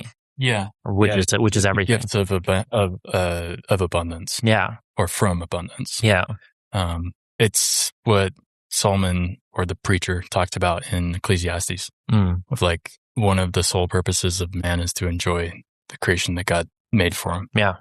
And giving the first fruits. And I think there's something to be said when you have so many years available to you, mm-hmm. and maybe a genetic superiority or whatever. Granted, they didn't necessarily have an idea of what that looked like. They didn't necessarily care. They didn't know about genetics. It was meh. Yeah. It was just how it is. They just they lived in their 20s for hundreds of years. Yeah. They didn't really have that concept. So it's, but they live so long, and it's kind of getting to the question that, Stephen, goodness gracious, why did that take me so long? Stephen had asked, trying to figure out if it was a B or a PH. Right. Stephen had asked, thanks here. it had something to do with the fact that, did they struggle more with, I guess, complacency? I think we talked about that a little bit. Let's party for 100 years because we got 500 more. Yeah. And clearly they did because God sent the flood, but, what was that like? Mm-hmm. And when did that really start? And we don't necessarily know, but there's this idea that you live so long, I would imagine you feel like you could live forever. Yeah, you feel invincible. And you feel invincible in your 20s. Yeah. At least that's what they say. Yeah. I mean, we're all in our 20s right now, so. Right. I don't feel perspective yet. But depending on what time in their life that they are at, they may even think, or Cain especially, would possibly think, why do I even have to offer this? What am I offering and what am I getting from it? Mm-hmm. And, does it even matter? And, granted, his parents, they dwelled with God in his presence. And I don't doubt that God isn't speaking with Adam. Sure. So. Yeah. Right. And so they're dealing with the OGs, both of perfection and the OG and the God. Yeah. and of sin. And so it's like reality to them is very much God and their sin, right? And so I'd imagine that a lot of the conversations are around that, and which would probably, their conversations with God probably led to him being like, give me of your first fruits, as a sign of obedience to me, because they don't have the Holy Spirit at this point. Or it could just be like remorseful offerings. Yeah. Or, like we want to be back in the garden. Like they probably were making these offerings, and I don't think it refers to it as a sacrifice. That's the key word. Yeah. It's just brought an offering. Yep. Yeah. And it's not a sacrifice. Sacrifice is for sins. Yeah. So I feel like this is a longing to be back in the garden. And maybe they learned it culturally from their parents, or it could be it could be anything. But Abel's heart is in it, and Cain's heart is not. Yeah, that's interesting. Because my assumption has always been that this is something that God told them to do, but it doesn't say that, obviously, and that also God didn't tell them to give offerings in the first part of the creation account. Yeah. He said, eat and have fun. Yeah. Right. And have dominion. Name everything, have dominion. Yeah. And the result of that, of God being so good, is them doing everything with God in mind. Yeah. And thanking him, like giving the first of everything, because that's just like what exudes from God's goodness is we want to give first of everything. Okay. I just thought of something. The best of this everything. Is crazy. Right. God, in his perfect unity, in a sense, is sharing everything with himself, if you will. Because I think of communication. Communication is an offering. It's a gift. We require communication in order to do things, in order to know things, in order to whatever. But if you think about it, God is communicating perfectly with himself if he's three persons in one. And how that is viewed as harmony, as unity. And it is, in a sense, there is this communication, and God is about communication, clearly, because we have the Word of God. And he created everything. Yeah. So there's this sense of like the conversation, having language, having communication with each other is not only like I'm sharing information with you, it is a gift, right? And so when there is more things to offer, if you will, because of creation, if Adam and Eve, dwelling with God, viewed him as a friend, as a being that is literally dwelling with them, because I think it says that God walked in the garden. So there's this idea of a physical form in which he is literally walking. So I would imagine that they treated him in some ways as friend. And if you have a friend, someone that you truly care about, and you're walking with them and you're experiencing life with them, you're going to give them things. Yeah. So I wonder if this was almost like that, but because of the natural thing that happens when you have kids, you're teaching your kids to do something and they don't necessarily view it. Well, they don't view it the same way, because maybe they don't see it necessarily as an obligation, but it's like, oh, I didn't start this conversation. Right. And they'd never experienced it. Yeah. They didn't dwell with God the way that their parents did. So they don't, and that's even true now, right? Where, if our grandparents or great grandparents or whatever are walking with God and, they live these incredibly faithful lives, they're just doing these things because it is what a relationship calls for. It is a true, loving, beautiful relationship, right? But then, they go and teach their children to do that.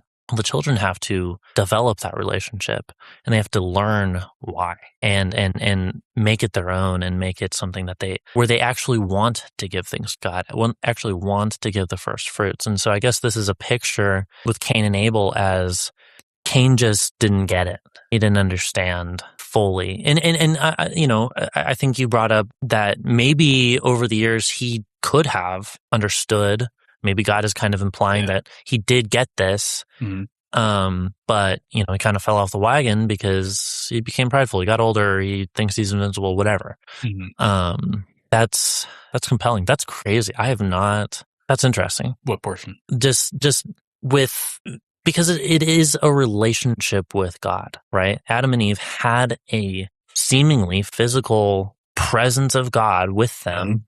And there is this idea in a relationship where you're sharing things with them, sharing everything. Yeah. And with the church, it's sharing, having everything in common and sharing everything together. And, how, that's also the picture of marriage. That's when you have kids, it's just, there's this idea of we're sharing everything together. So naturally, when they are separate physically from God, which just longing. I mean, I can't even imagine losing a parent, right? And you just don't have that anymore. And you've lost God. Right. And you've lost God. Yeah. Maybe there's that sense of, I'm trying to get back into the garden, but also like, I want to just be able to share with you again. Yeah. I just want to be able to. It's like, I know I can't be in your presence anymore. Yeah. And I guess a juxtaposition. I know my job isn't as a priest anymore. Yeah. But like, I'm repentant, I'm remorseful, and I miss you. Yeah. And to show that I still want to give you gifts. So interesting. I think the word is juxtaposition. I just use it. I might be an idiot. I don't know. I think you just said it. But I did just use it, but I don't know if I use it rightly. When Jesus left, right? And he rose up into heaven, right? It's a different picture of God kind of leaving, right? God is still there. God is still present. He's still in our lives, but he's not physically there, right? And in the garden, it was like, you just can't be in my presence anymore. I'm leaving. You're leaving, actually. But with Jesus, it's, you can be in my presence. In fact, I'm giving you my presence. I'm giving you the spirit of me, of God. But I am going to leave physically, but I'm going to come back, right? Physically. And even more so, the veil in the temple tore. Yeah. And that thing was thick. Yeah. Like, that thing was, I think, 2 inches thick. I actually want to look it up while you keep talking. I don't know if it was 2 inches. I think it was a little thicker, actually. But there's just 2.1 inches thick. I don't know. That little bit thick. Yeah. But it's like the severing of this relationship. And I guess, maybe it's viewed that way. Maybe that's kind of what it is. And then in a sense, maybe God, for like sacrifices and stuff, kind of took that idea and said, I'm going to use this because you're doing this, because maybe Adam and Eve naturally wanted to give these offerings to God. Yeah. Both in reverence and in friendship, in a sense. And then God was like, okay, you want to offer things anyways in obedience, in faith. Let me use that and say, well, now for sins, you have to do this. This is the rule that I'm going to make for these things. Because if we look at the first picture of a sacrifice was with Abraham. You remember that? Is that the first picture with his son? Or what are you talking about? I mean, that could be. Okay. I'm talking about when God came to Abraham and he built an altar. Well, lots of altar building. Yeah, lots of altars. I mean, he built an altar and then set everything up and then put Abraham to sleep. And I think Abraham could still see it. So maybe he was like just paralyzed or something. I don't know. Or out of body experience. Who knows? God made the covenant, cut the animals in half in like a path. Oh, yeah. And God himself said like something of like, relationship between us, yes. Good stuff, yes.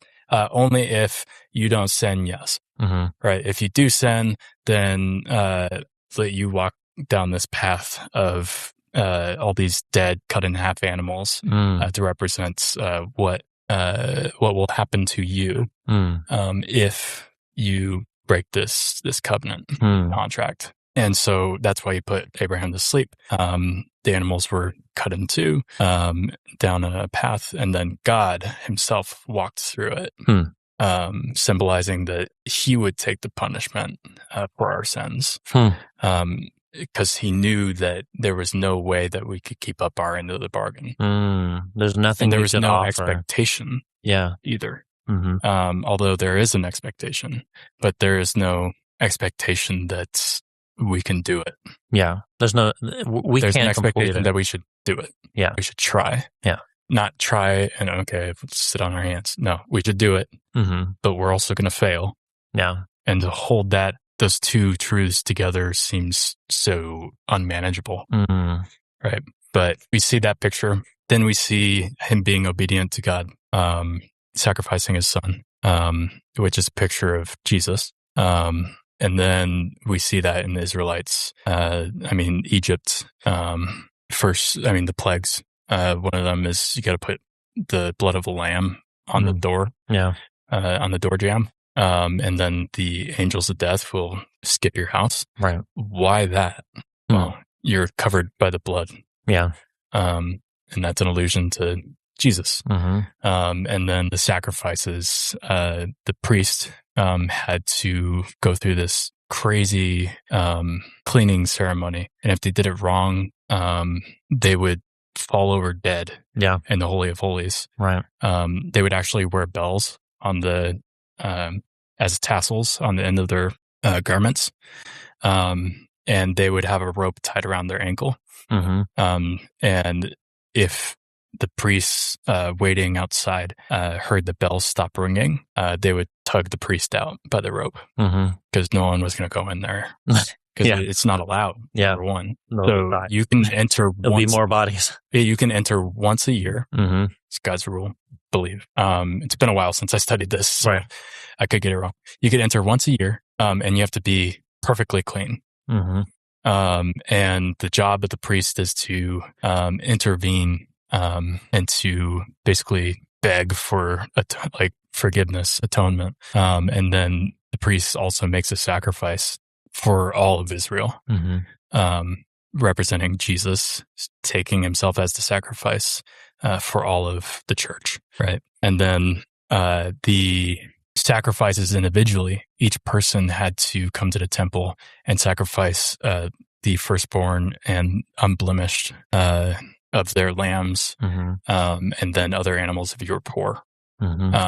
And that's, I think of the man who came to Jesus and said he's held up every piece of the law. And Jesus says, you're right, you have, while he rolls his eyes, and says, now all you must do is sell everything that you have, everything that you possess, and give it to the poor, and come and follow me. And the man went away sad because he had many things. Yeah. Right. Jesus was calling him to sacrifice his firstborn. Yeah. Right. To sacrifice the best of what God gave to him. And he wasn't willing to do that. And so God was requiring the Israelites to give the best of what God gave them, knowing that God gave them this and God's going to continue to give to them. Same picture with the manna, right? If you took more manna than you needed, it would spoil. And it would bring a rotten, decaying stench into your tent. And it'd be embarrassing. Right. But every single one of them did it basically. Yeah. But it's not like it was a scientific thing. It probably was, but there was times where, like on Sabbath, you would have to collect enough for the Sabbath. Yeah. Because God wouldn't rain down manna on that day. Because it was our rest day. And it wouldn't spoil. So when it's God's command, it doesn't spoil. No. Right. God's gifts are given for a very specific reason. And a lot of them are given so that we can lay them down at his feet, declaring him to be first in our life. But also the sacrifices were an atonement for our own sins. Well, I guess I should stop saying our, for the Israelites' sins. And it was a picture of their humility, their obedience, and a picture of Christ, even though they didn't know who that would be. Yeah. They would call him the Messiah, I believe. And their picture of the Messiah was wackadoodle, but sure. In most cases, right? Especially later on. But the idea in that culture was very clear of like, we do not deserve to be in God's presence. Barely the priest gets to be in there. And he has to atone for all of Israel. And then all of the sins that I know that I've committed, I have to do a sacrifice for each one. And then I have to do a sacrifice for the ones that I don't know that I've done. And then on top of that, I should want to give offerings. You know what's interesting? And I know that this is laid out in the Bible for sure. But that just kind of clicks in my mind a little bit more, is that God is declaring to us through Adam and Eve what it looks like for us to be capable of being in his presence, because they were perfect, right? Before the So God is demonstrating through Adam and Eve what it takes to be capable to be in his presence. To be in his presence, right? Okay. And in offerings, in sacrifices, in anything that we're called to do, any of the commandments, God is just reiterating over and over and over again. This is what it takes to be in my presence. Perfection.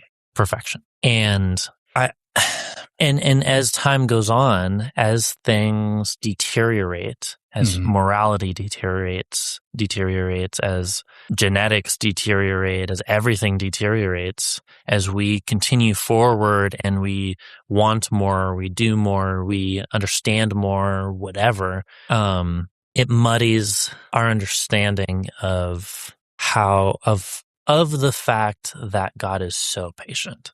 Oh, yeah. And what's fascinating is that God doesn't kill Adam and Eve right away, right? He doesn't kill Cain right on the spot. He doesn't even kill Cain after he kills his brother. He just, he curses him. Spoilers. Right. We're not there yet.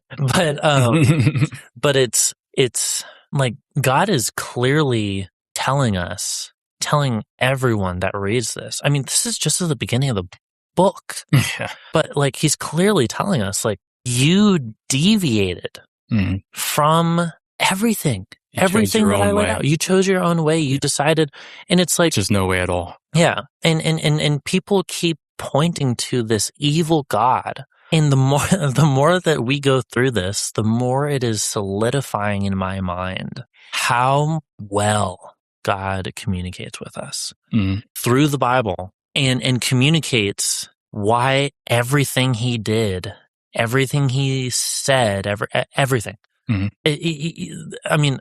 People point to God committing genocide and or telling the Israelites to commit genocide, whatever, blah blah blah blah blah. It's like, okay, but of the Canaanites, but like, here's the thing: everything after Cain, it's warranted. Yeah, everything God does, because God did say, the day that you eat of it, you will die. Yeah, and then he didn't renege; he just delayed.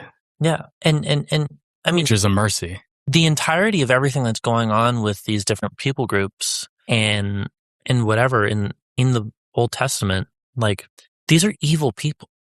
These are people that are declared evil by God. Yeah. And I don't even think that it says of Cain. I don't think God says here that he is evil. Weevil. But it is the case that this, it's just given everybody is evil. Yeah, it's just a given that as things continue on, God is going to declare people evil. God is going to declare people foolish. He's going to declare, all the sins and the things that we've sought after as humans and what we're doing wrong, and point to us and say, you are doing this, you deserve death. Yeah, but also, like, notice how God didn't say that to Cain. He said, and if you do not do well, sin is crouching at the door. Its desire is contrary to you. You must rule over it. Yeah. So you have an opportunity. Yeah. God doesn't even say what you just said there. Like, you deserve to die. You are evil. Yeah. He doesn't say that. He says, you have an opportunity to not. It's crouching at the door, lying in wait for you to devour you. If you keep going down this path. Yeah. It is ready to pounce. You're inviting it in. Yeah. You're asking. Keep that door locked. Keep it under control. Yeah. Its desire is contrary to you. So everything that you desire, everything that you want, sin wants the opposite. Yeah. Sin will spoil every desire that you have, every single one. Just like the fool in Proverbs, like the foolish group of men just going around stealing from everybody. Yeah. Like, not realizing the same is going to happen to them. Yeah, that's why there's so many stories about the villain saying, "Oh, I can give you this thing," and they give it to you, but then it turns around and it bites you in the butt, and you end up the genie. Yeah, right. Well, like, there's so many stories. That's the story of what's the catch of sin. Yeah, what's the catch? And just evil in the world. You know, the evil person is going to give you exactly what you want, or at least as a ploy, a really good looking version of it. Yeah, and then you're gonna trust them, and then they're gonna stab you in the back. Oh yeah, every time. Yeah, and this isn't an evil person doing this to you. This is sin itself. Yeah, this is evil in demonic form that has no other purpose but to oppose you in everything that God created. Yeah. For the express purpose of pure misery and accusation that God is not good. Yeah. Well, and I mean, we see that clearly. Well, we see that with Adam and Eve. It's like they did what they desired. They want. They achieved. They got it. They got what the snake said that they could get, and they got it, and then they were cursed. And that's what they received was a curse. Yeah. And like, God gave additional clarity of the curse, and maybe added to the curses. But the main curse is the fact that they are confused. Like, morality is subjective now. Yeah. Which just isn't true. And they chose it. Yeah. Because sin is crouching at the door, and you must. And just clarify for the audience, like, when I say, you choose your morality, that morality is subjective. And that's true, but also it's not true. What I mean by that is the only moral standard that has any weight, any gravitas. Any matters. Anything like it. The only moral law that holds water, in reality, is God's law. Why? Because he was the first. Yeah. He's the definer of reality. Yeah. Definer of reality. And it's just a simple math equation. Like, if the creator creates something, does the creation live by its own rules, or the rules that the creator baked into it? Well, we'll find out with AI, right?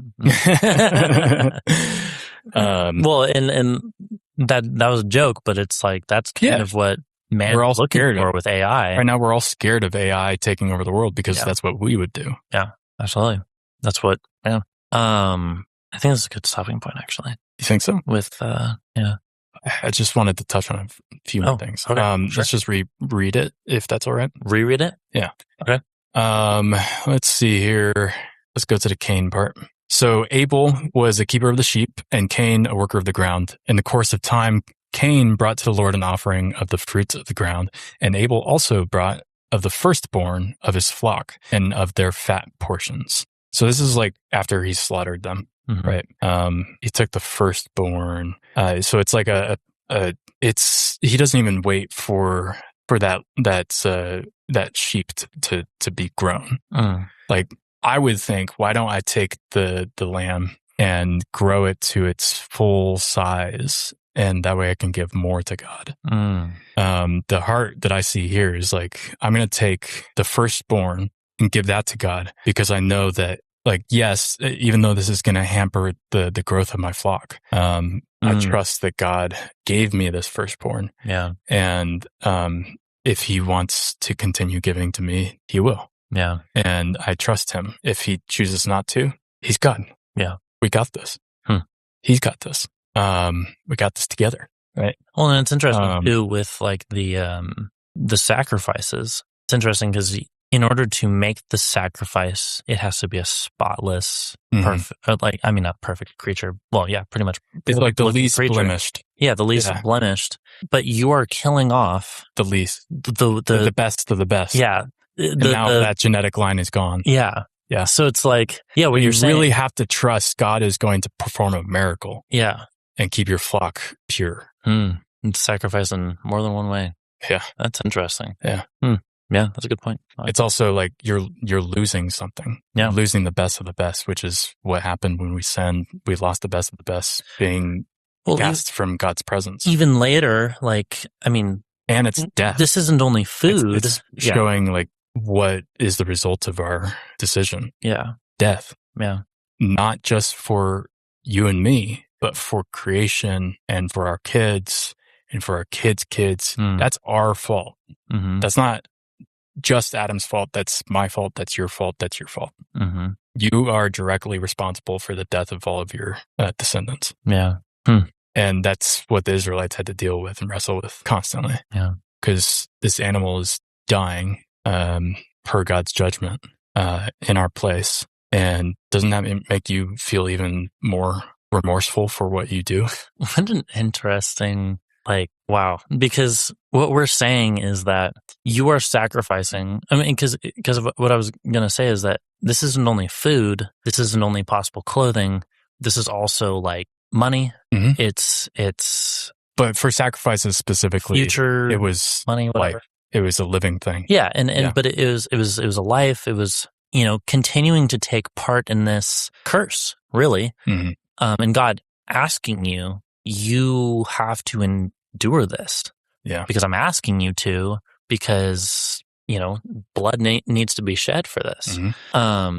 But, we're sacrificing the best, and we need the best in order to make the sacrifice. And we have to rely on God. God is pretty much going to give us what we need in order to make the sacrifice. Not pretty much. He has to.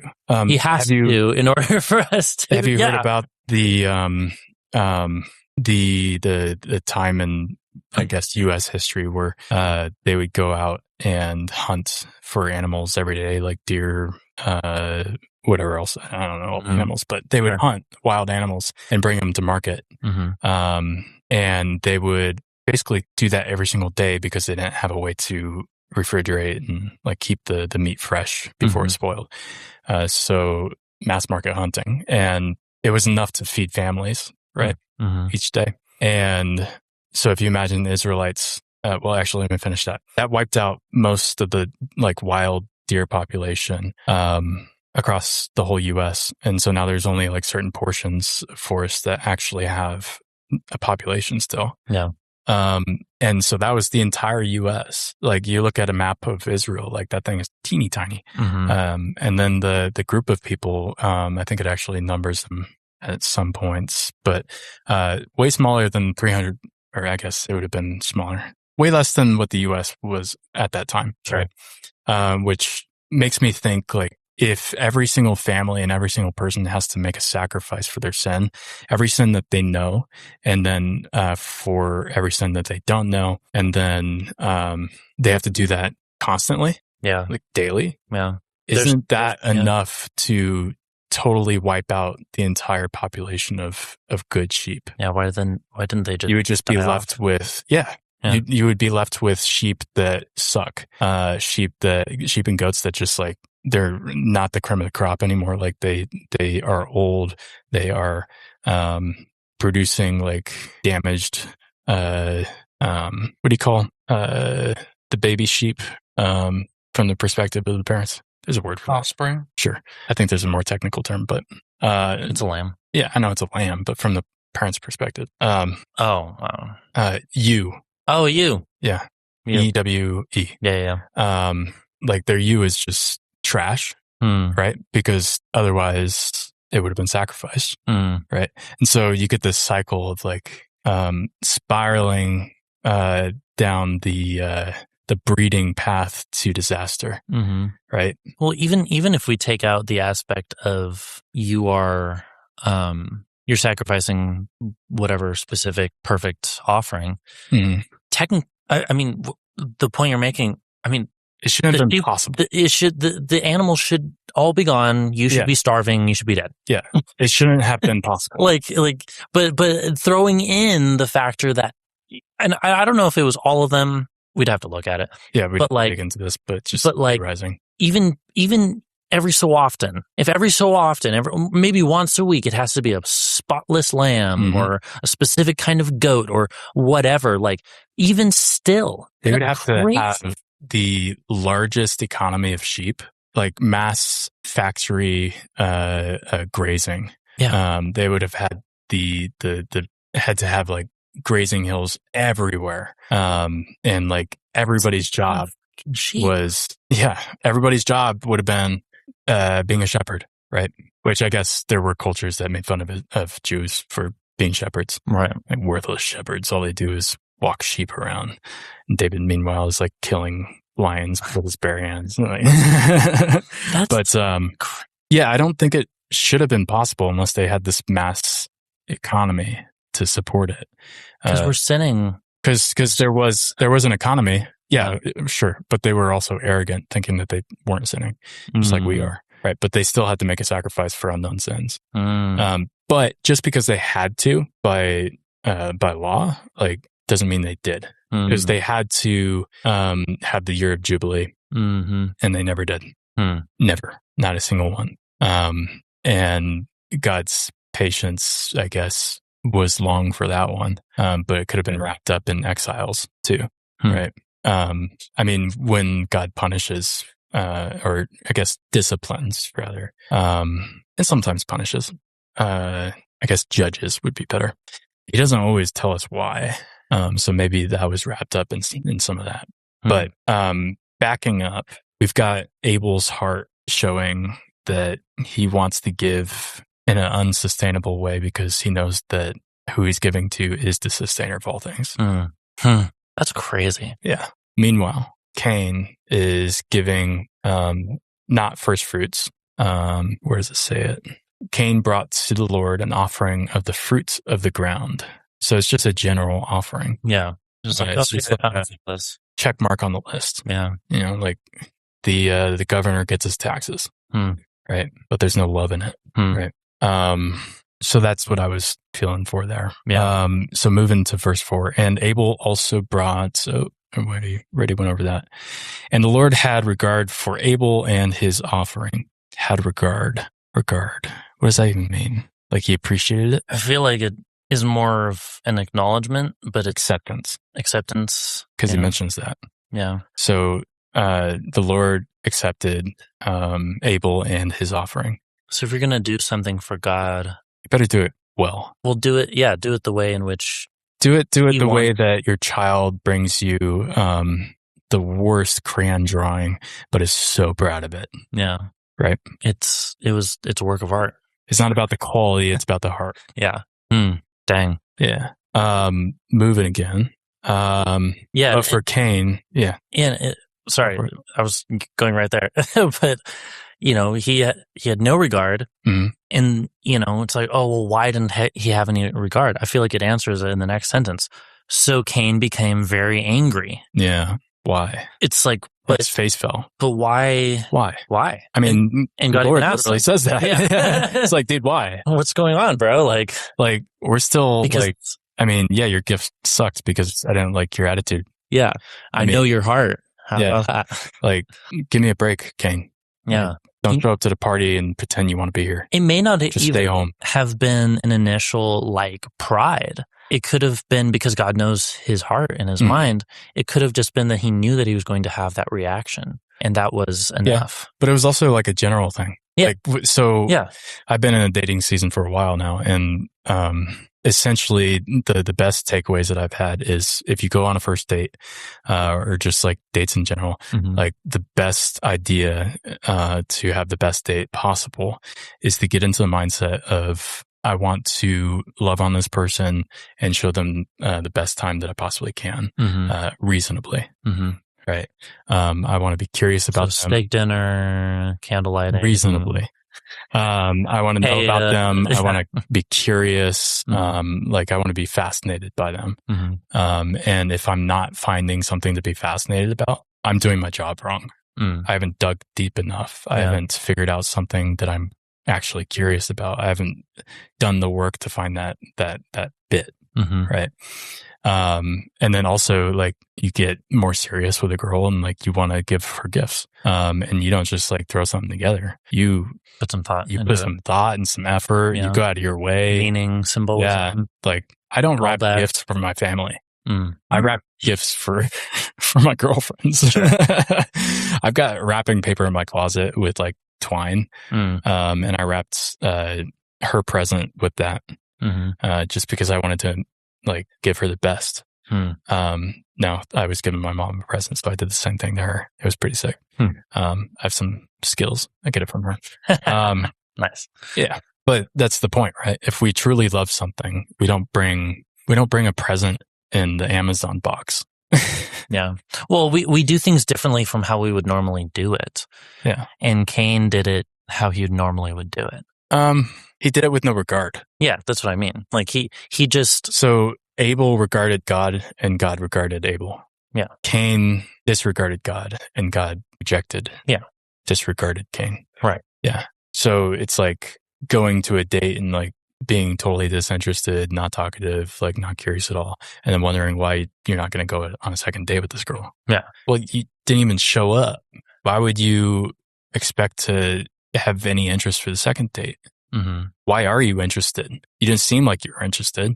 Why should she reciprocate if you didn't even put a foot forward? Cain, why did you even show up? Yeah.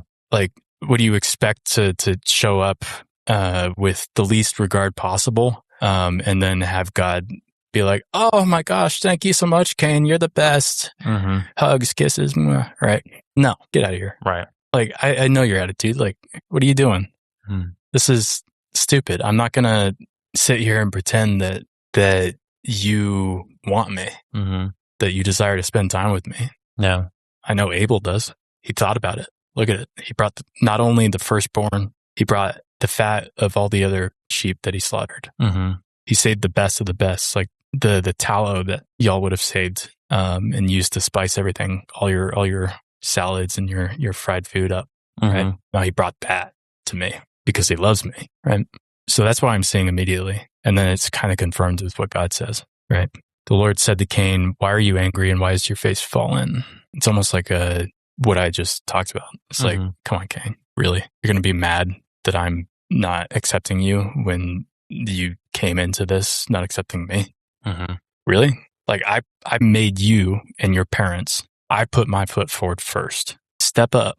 You can't expect me to initiate constantly. Like Stephen talks about this with some ex-friends. Like you dropped some friends. Why? Because they weren't willing to put in work and move forward with their own lives. They would never initiate a conversation. Yeah, that too. And you'd only get one-word answers even out of them. Yeah. Even with like, if you would ask like, what is the best and worst thing about your week? And you'd just say, it was good. That'd be it. I mean, had some good food. Work was hard. It's like barely a relationship. Yeah. GPT could do better than that. GPT does do better than that. Yeah. Just because it's programmed to do so. But Right. Yeah. A relationship takes effort. It takes work. It takes time. And Cain clearly did not give a crap. Excuse my language. I have to bleep that out. Stephen, mark the time. 2 hours, 27 seconds. Oh my gosh. Don't Sorry, mark 2 it. hours, 27 minutes. That's not a bad Yo, word. there's another one. Oh, all right. goodness. 2 hours, 27, Crazy. 35. I think that's a good opportunity for us to Transition?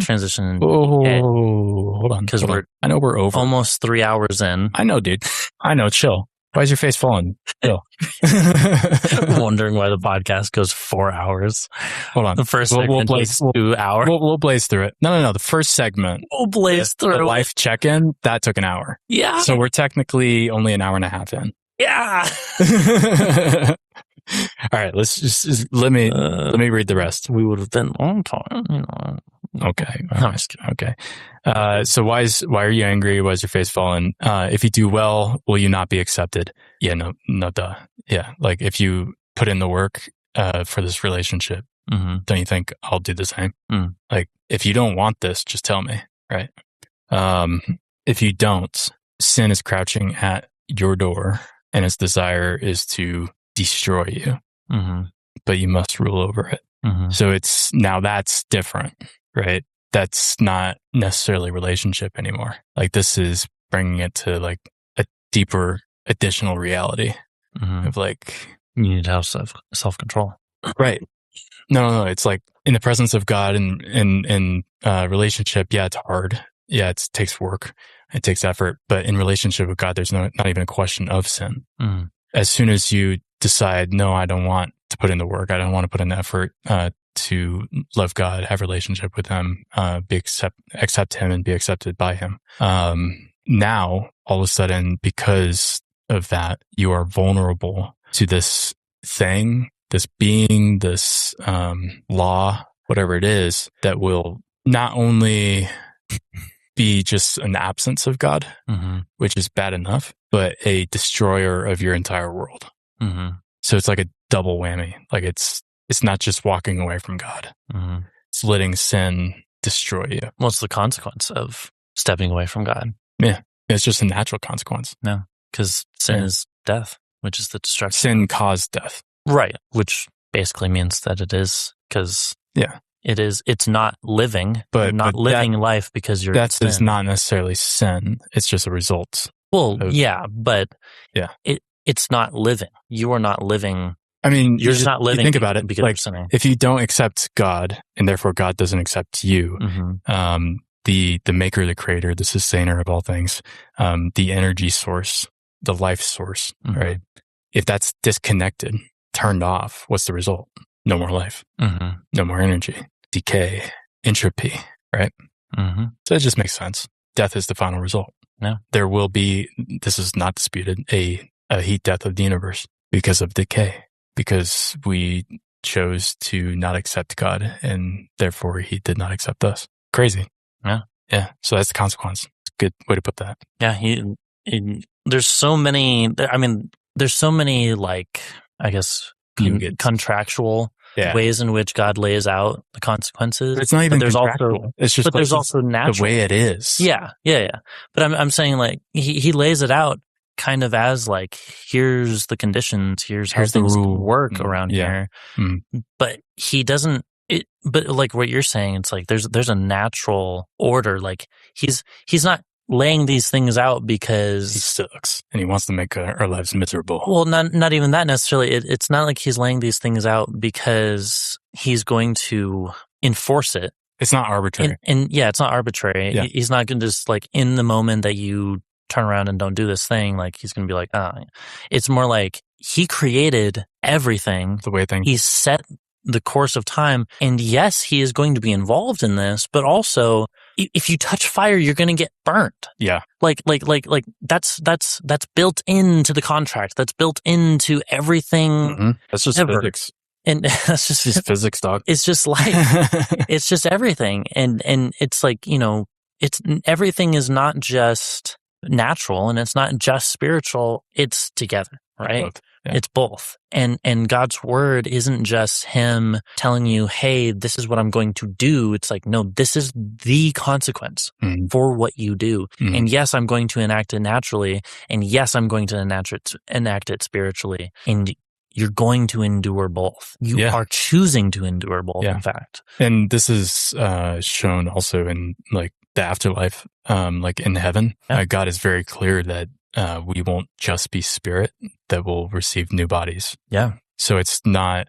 he desires a physicality, a natural... It's not that spiritual is invisible and unknowable and, like, ethereal. It's that the spiritual and the physical are together. Yeah. They just are.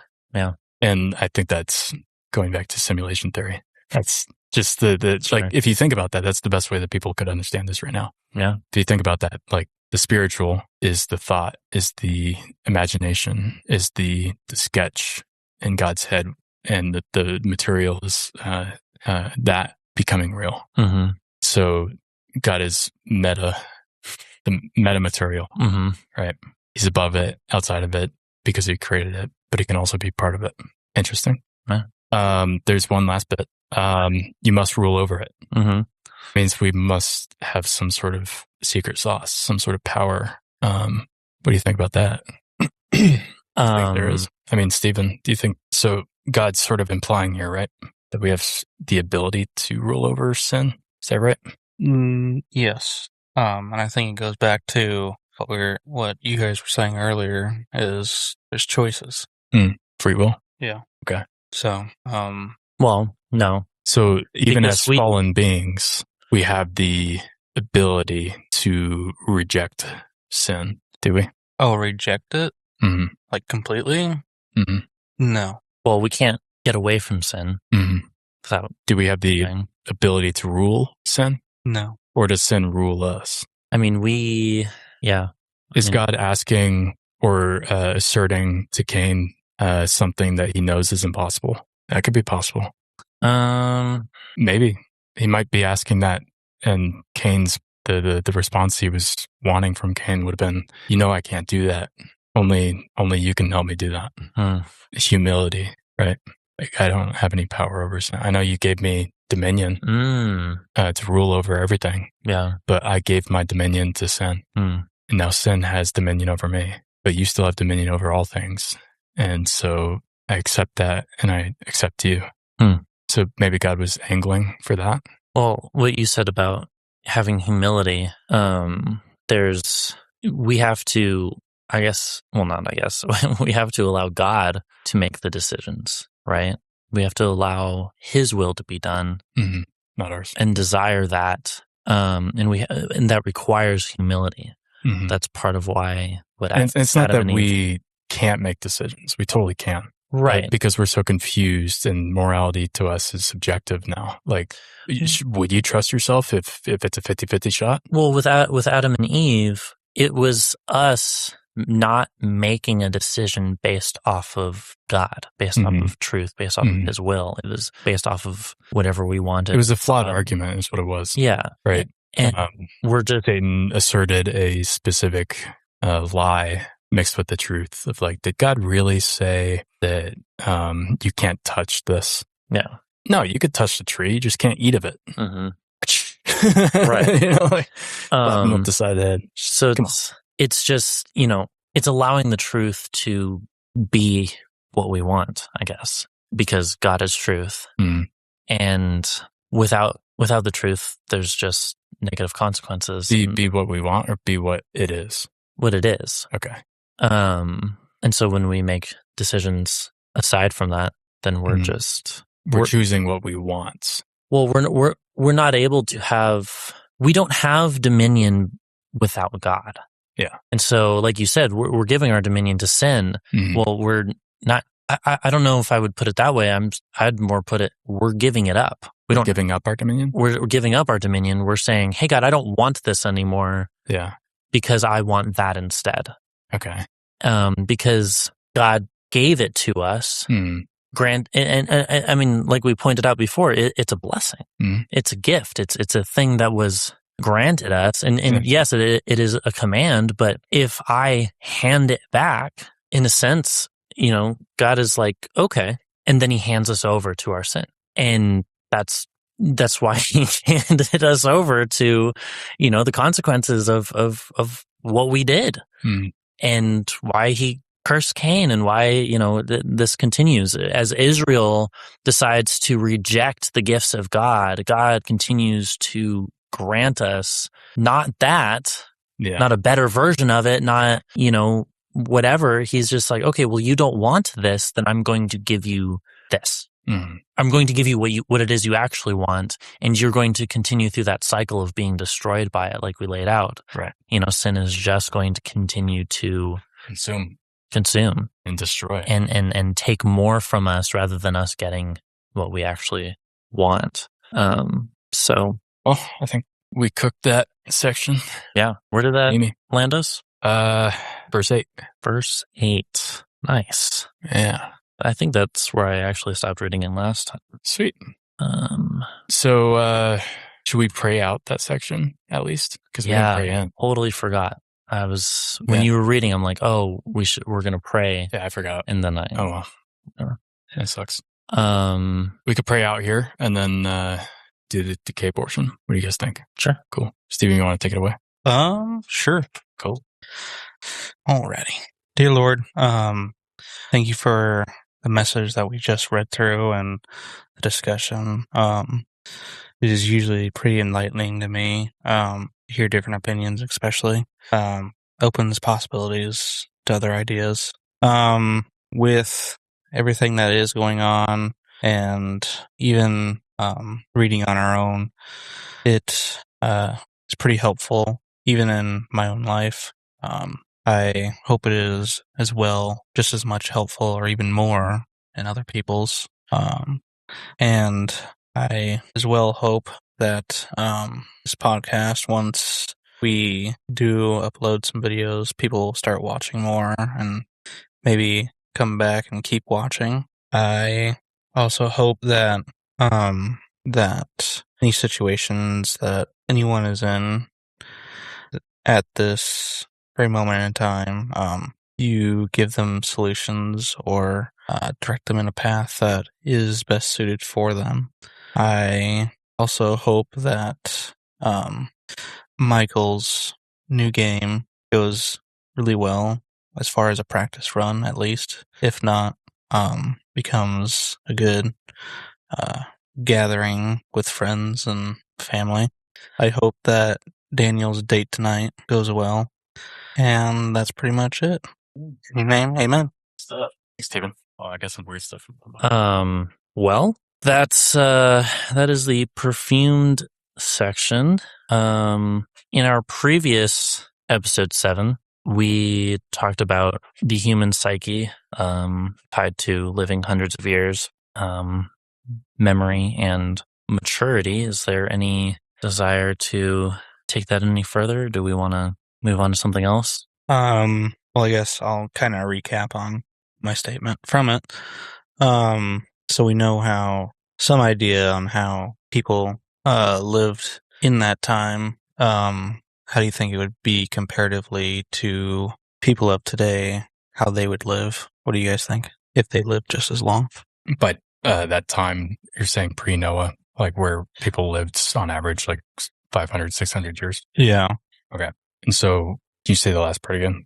Basically, how do you think the average person would live their lives as far as like, in the fact of, do you think they would have more appreciation for life or Nowadays? Yeah. Being that if we nowadays Oh yeah, that was the question. could live longer. Yeah. So if all of us here at the table pretty much would have a guarantee of living to like 500 years old, would we appreciate it as much? Is that what you're saying? Yeah. Yeah. Okay. Yeah. Well, I'm not saying I don't know. I'm not going to say I'm any better than those who did live that way. So I'd probably more easily slip into complacency.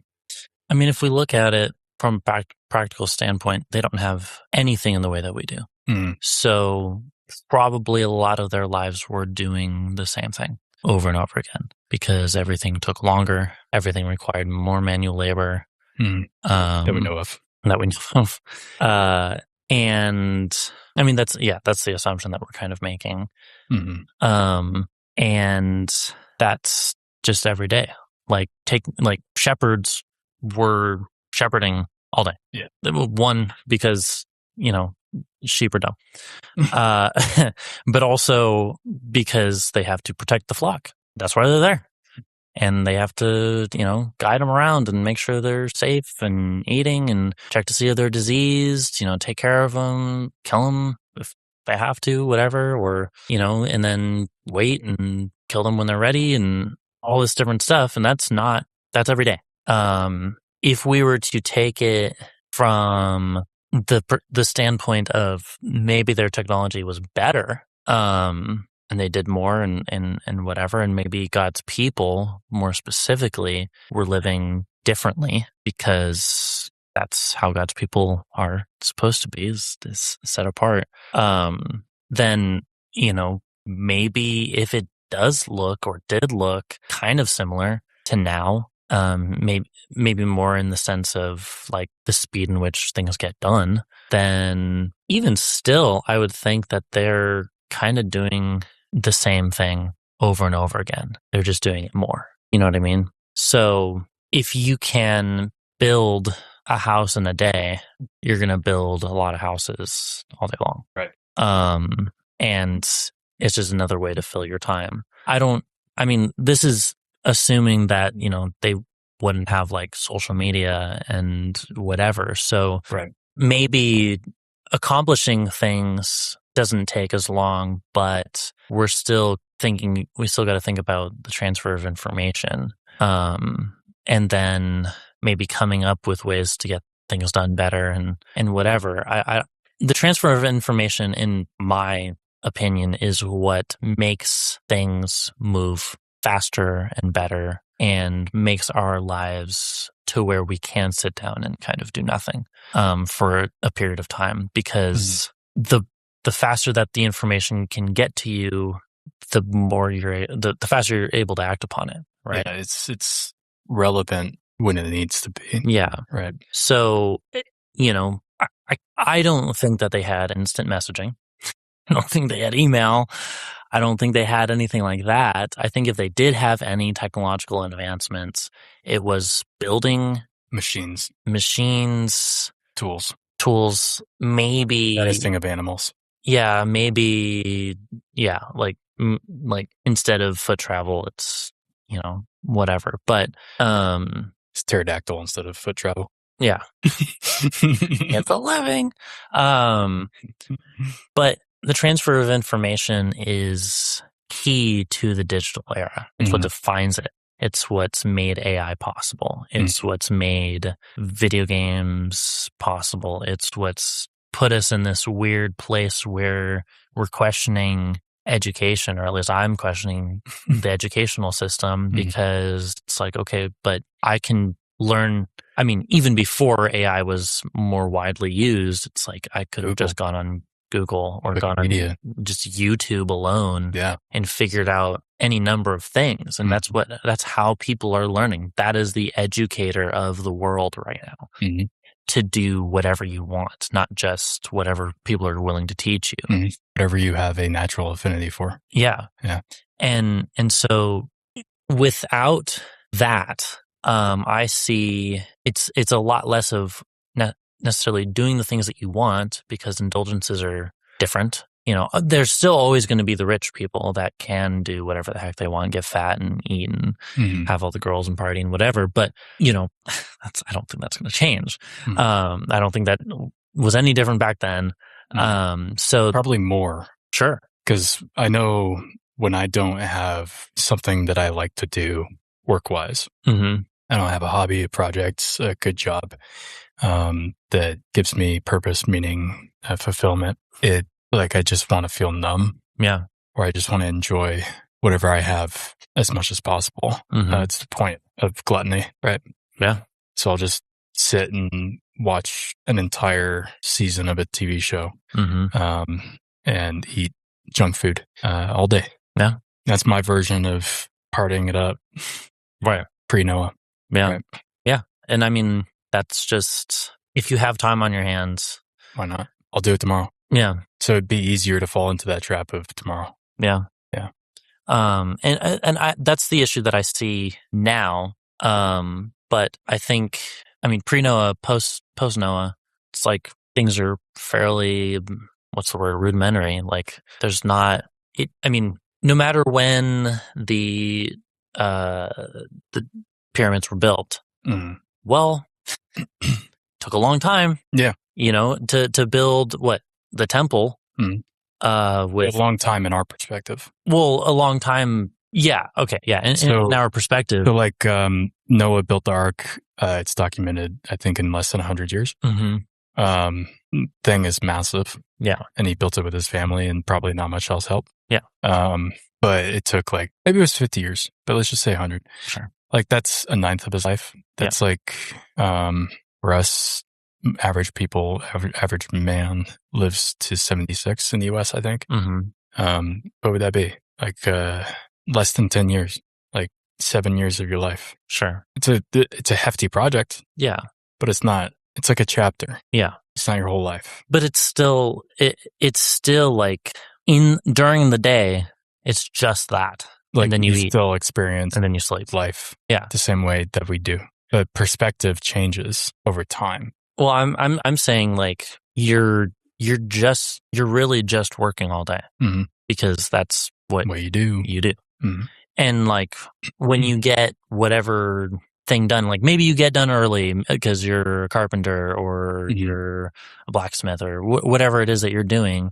Maybe you blocker on the project. Yeah, you can stop because you do need to rest. Yeah. But resting is different from having idle time. And because in rest, maybe I'm going to go spend time with my friends. Maybe I'm going to go and hang out with my family. Maybe I'm going to go and do whatever. Things are restful because I need to get prepared for the next day. And then, I need to eat and I need to sleep and whatever. But, the difference with idle time is I'm doing this because I don't want to do anything else. Right. And we find with the transfer of information, the way that it is, I see. We have more of that idle time because we have so many avenues to get things done quicker, but also with the, creation of YouTube, GPT, Google, and the availability of information to those who seek it. And not just general information that can change a person's, like work life. Yeah. And life in general. That's less common. Is that what you're saying? Less common than back then. You would think. What? That people, so maybe it's people nowadays are idle because they have, okay, people nowadays are idle and they have no excuse. People back then were idle and did have more excuse than we do today. Well, I'm saying idleness is I don't need to do anything. We have more of that because the need is 8 hours, right? And 40 hours a week. And then we have our weekend and nowadays. Whatever. Yeah. Whereas back then it was whenever there was daylight. It was you're working and maybe, and we get to a stopping point because we need to rest or something stops us or whatever. And that time isn't idle necessarily because you part of the work. Need to rest. Yeah. You need to stop. And it's part of the work. Yeah. Yeah. I've talked about this with people before. It's a whole different tangent of like what makes work and outside life not work. Yeah. I don't think there's a difference. What makes school and not work? I think it's work. Right. Well, it's like people say it all the time. You're learning every day of your life. And so a great perspective for schooling is this is going to be your life and teaching you more how to live your life in that way where you're taught how to learn, how to teach and to whatever, rather than you need to know this in order to get out of here because that's the way it's laid out. Granted, people making money. But same thing with work. It's like, oh, I'm working so that I can just get money so that I can pay my bills. It's like, but here's the thing, and then we see schooling is like, okay, I need to go to school. I need to get out of school so that I can go and work, so I can make money, so that I can pay my bills. It's all surviving. It's all surviving. The peak interest is to survive. And same back then, like, why do you work all day? To survive. Why do you stop working? To eat, to drink, to survive.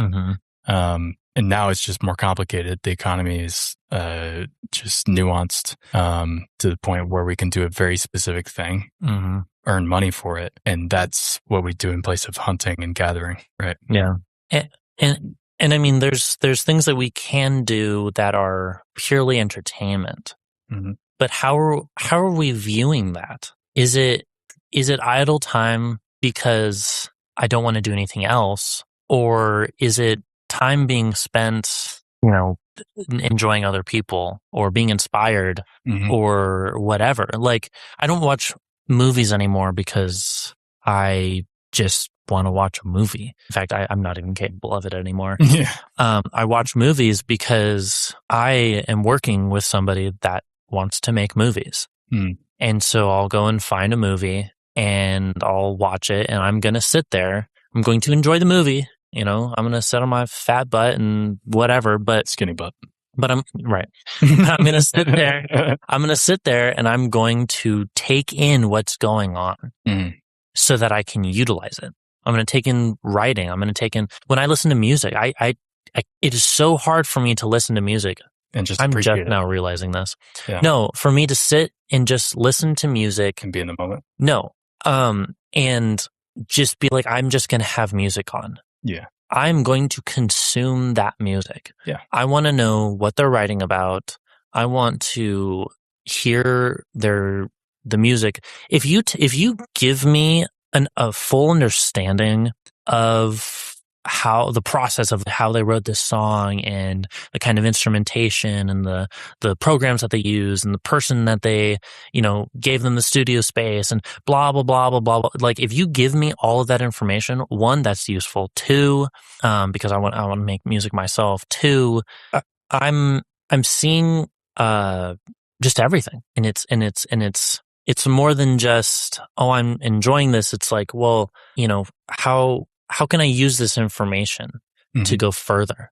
How can I produce the same thing? Like I said, it's useful and it's inspiration. It's inspiration, and I can't just listen to music just to have the music there.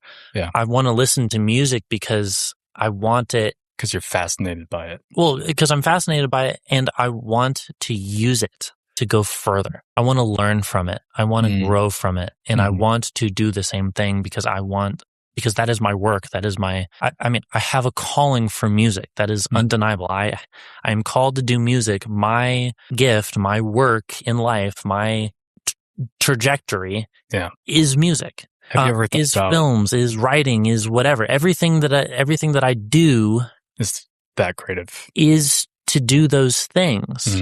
And so it's like, I don't go to work so I can make money so that I can pay my bills. I go to work and I sit there and I am thinking about how I'm going to go and work to do more. I'm making a game right now. This is years in the process. 4 years of just nothing. But I had to work at it. I had to think. I had to write it down. I used so much paper. So much paper. Kill the whole force. I had to build relationships with people. I had to get feedback. I had to, this is a long process. Writing a book is a long process. Making a podcast is a long process. Making music is a long process. Yeah. And what is that? It's not just having fun. It's working. Yeah. So people are looking for idle time. They want to do all these things so that they can sit there and do nothing. But you're saying nothing is not the target we should be shooting for. Yeah. You just haven't found your thing. You just haven't found the thing that you're willing to work for. But the instant you find that passion, you're working your tail end off until you die. It might not even be a finding of a passion. It'll be a discovery. Like, for me, I never knew that I would be in computers and like technical consulting and like working on CEMs and software. It fell in my lap and it was an opportunity. And I was like, well, this is really hard, but I'll give it a shot. I remember the first time I opened up the CRM that I became an expert in. I was like, I spent like a good 4 hours trying to figure it out, but I got so frustrated, just walked away, and I'm like, man, it's going to take me, it's like learning a brand new language. Like, I don't know if I'll ever be able to do it. And then a year later, I was proficient. And then 7 years later, I'm like top 10 expert in the States. Like, and it's not that I loved it. It's not that I was passionate about it. It's that I had to. That was my in to this other career that I was pursuing at the time. And because I had a natural talent for that and I became good at it, I learned to love it. Yeah. And so sometimes those affinities find you. You don't have to find them. And think of it this way. And it could be anything. Yeah. Like that talent that I have could have applied to a whole bunch of other categories, I'm sure. And I could have gotten really good at it and felt a sense of fulfillment and purpose from that work too. And that would be my life bent. Yeah. You know? Well, and if you think about it, like you are working, when you work and you just work and then you go have idle time and you're not working towards anything, you don't have any goals, whatever. Your work is everything. And you talk about it, you do it, you think about it, you cry about it, your relationships are about it. The only thing that people know about you is that thing. When you have whatever else thing that you're passionate about, like, I mean, like people have kids. Okay. Oh, we wanted kids. Great. Now you have kids. Now you have kids. Well, it's a lot of work. I wouldn't know. And it is everything. Yes, you go to work. Yes, you have downtime, but your downtime is there because you need to rest. You need to have time to yourself because you have kids, and kids take a lot of work. And you having to work on top of taking care of kids means that you need rest. And God knows that. And God knows that. You made a whole day for it. And it's like, that becomes your whole identity. Any passion, it becomes your whole identity. Why? Domain. Because the things that you put work into, you love, are the things you love and are the things that you want to talk about, that you want to think about, that you, I mean, whether or not found that interest. Well, and found that interesting thing. Yeah. And that's sort of going back to that conversation, that idea of like, when you go on a date, you should be finding the thing that's interesting about that person. Yeah. And if you don't find it, you haven't looked hard enough. Yeah. You haven't worked hard enough at it. And the harder you work at it, the more you know them in detail. And everything takes work. The more you work at it, the more you love them. Yeah.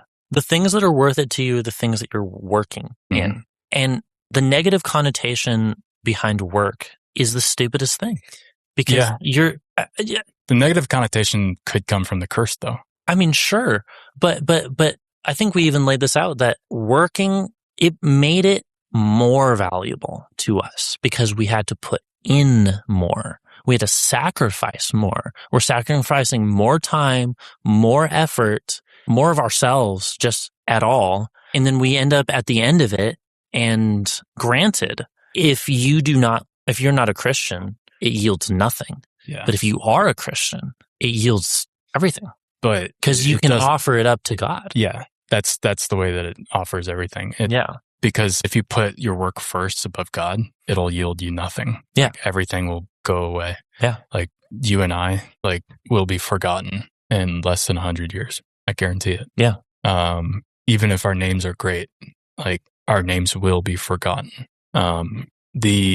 That's the curse of work, is like, you both have to work harder to remove the weeds from the garden, but you also, all that garden will die off when you're gone. So like, even the pyramids, like, they've lasted thousands of years now, but the stories of those pyramids, like the very detailed stories of those people, gone. And the work that they left behind, it's cool. Yeah. But there's no credit. Yeah. Well, I even heard at doxing. Bleep that out. Yeah, what are you doing? Dude. Write it down, Steven. Yeah. Timestamp 3/12/10. But I was at this group, and he made a good point.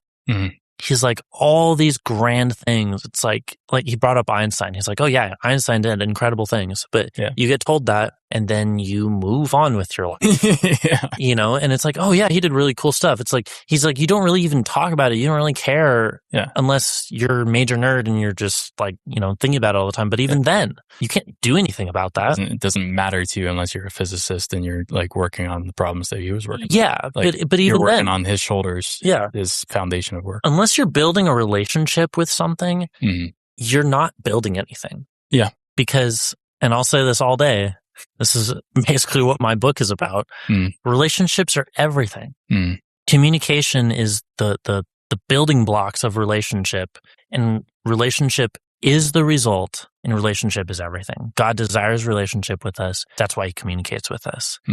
And we communicate with other people. I mean, that's the point of this podcast, right? Is to communicate with people because we want to we want to help their relationship with God, and we want to show them our relationship, and we want to talk to each other about these things because we want to build our relationships.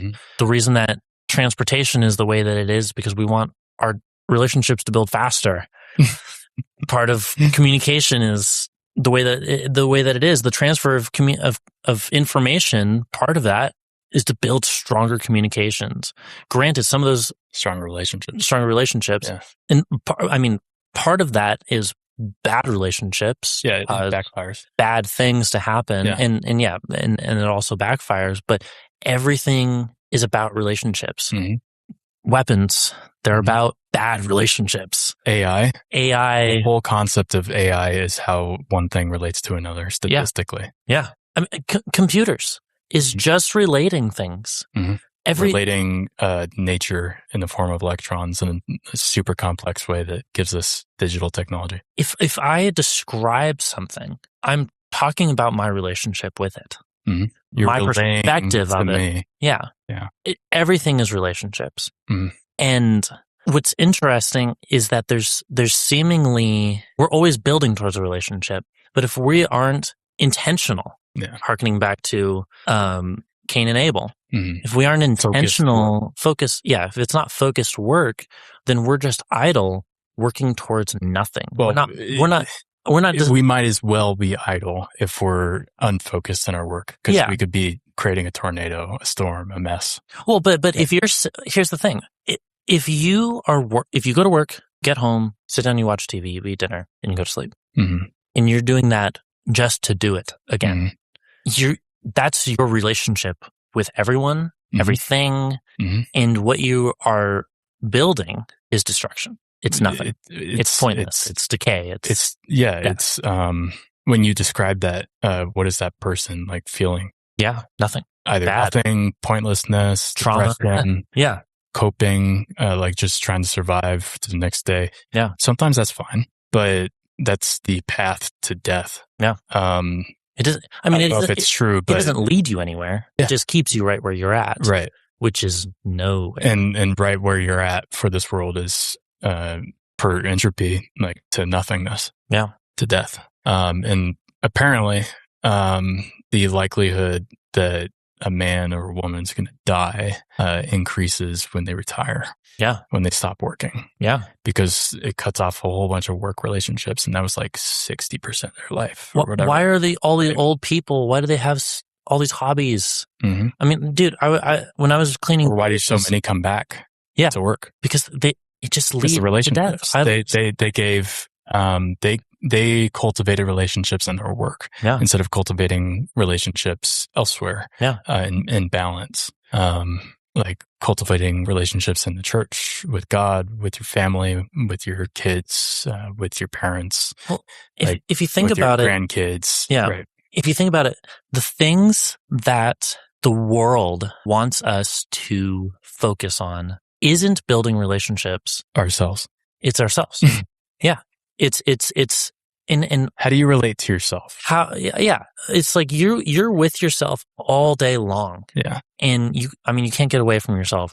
And yes, I guess, you can work on yourself and whatever, but why would you work on yourself? Where does that end you up? Working on yourself is for the sole purpose of relating better with other people. It should be. Yeah. Or I guess you could claim to relate better to yourself, because we've got that voice of like anxiety, or like the harper, like it'll harp on you and nag you and like judge you and be super harsh to you. Like working on yourself is to become more in control of that, I guess. Sure. Or paranoia. Yeah. Well, if you did everything purely for yourself, what are you doing? You're isolating yourself. You're pushing everyone away. And where that ends you up is alone, naked, no food, nothing. Because especially in today's day and age, you need somebody to have built everything. Yep. Let me look this up. It's possible for you to get kicked out of a country, of a city, of a family, of, whatever. You can get kicked out of places. And where that ends you up, ultimately, if you keep doing that because you're purely looking out for yourself, is nowhere. It's death. It's the end. You end up in jail. And you don't want to be in jail because you're confined for your selfishness. And if you end up continuing this trend, you end up in solitary confinement, which is the worst. Which is isolation. One of the worst punishments that you can endure in prison. Yeah. And it's like the only interaction that you get is the dude that's probably going to just bring you food. Okay. Oh, your camera just died a little bit there. Ooh. Okay. Y'all ready for this? I'm ready. I hope it works. I'm trying to get GPT up. Is it not going to do its thing? All right. Keep going.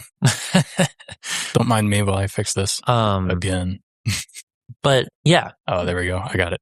Oh, okay. Great. There we go. Okay. How many people are directly and then indirectly responsible for the creating of a pencil? It's huge. Long answer. Let's see. Oh, it's actually a famous thought experiment by Milton Friedman's eye pencil. It's wild once you unpack it. So directly responsible hands-on contributors, lumber workers, tree planting, harvesting the cedar, graphite miners, clay miners for the graphite mix, factory workers, machine operators and maintenance techs, quality inspectors, package workers, logistics workers, truck drivers, warehouse staff. A single modern pencil factory can involve hundreds of people, and that's before you count upstream extraction. I think that just means like delivery. Yeah. Right. And this is just the, what you think of as a wooden pencil, a B2 pencil. Just want to point that out. Just one pencil. Yeah. Who's indirectly responsible supporting that system?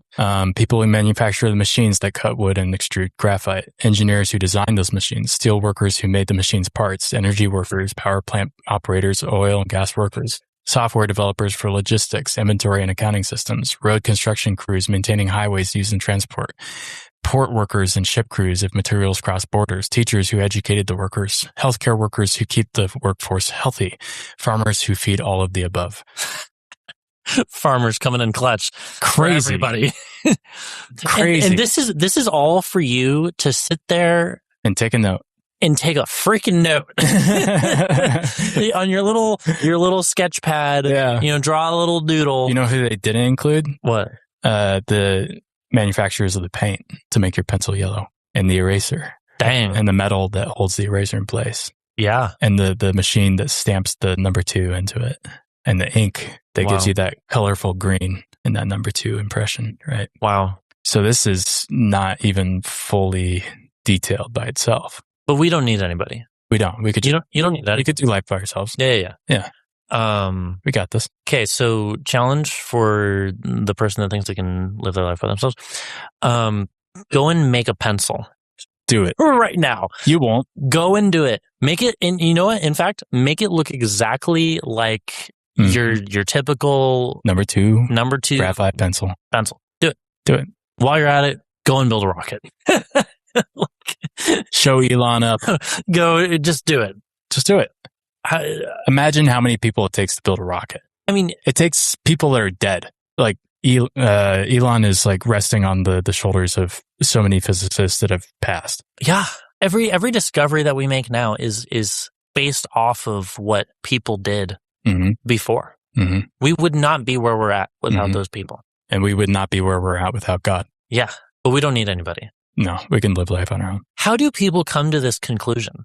Because they're able to get a job.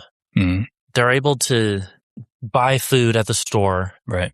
They just completely erase the existence of other humans. Like they lie to themselves and they just ignore everything.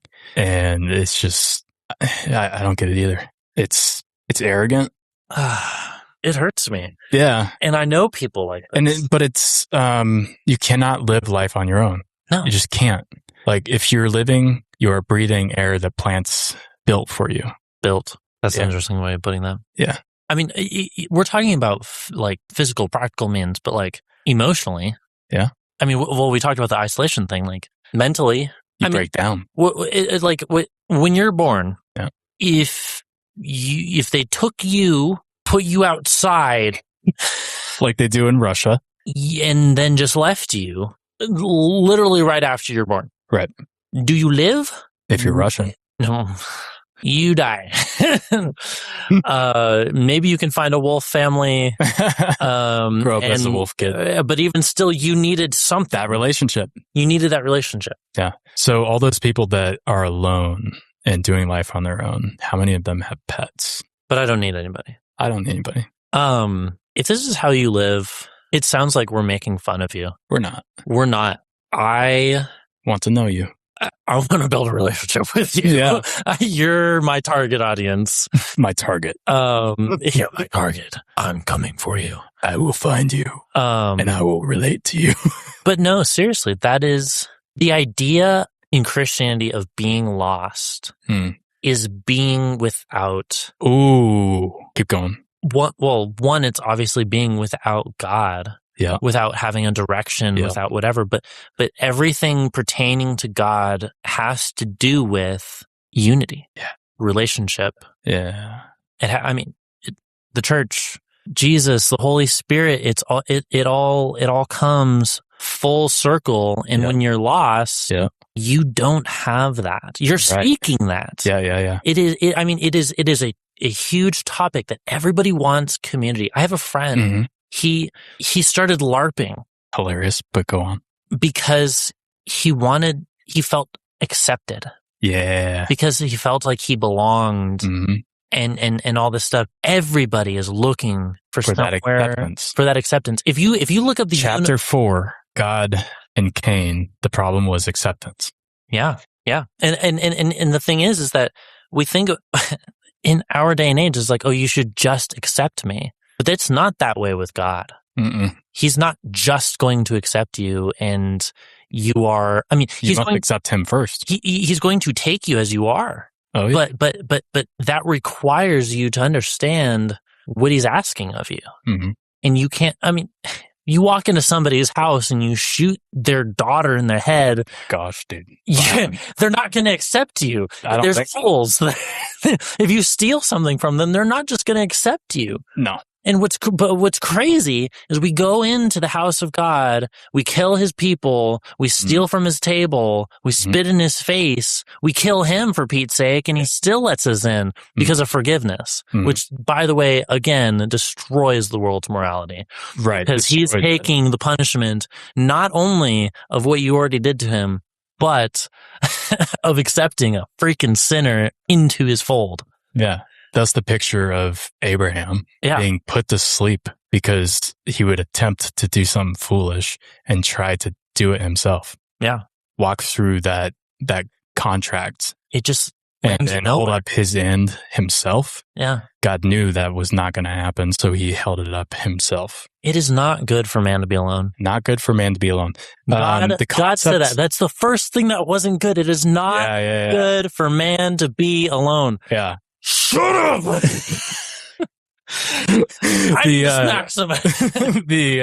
So you touched on lost. Yeah. What is the definition of being lost? Yikes. I don't know. What is it? So to be lost is to be without a place. Is to be without people.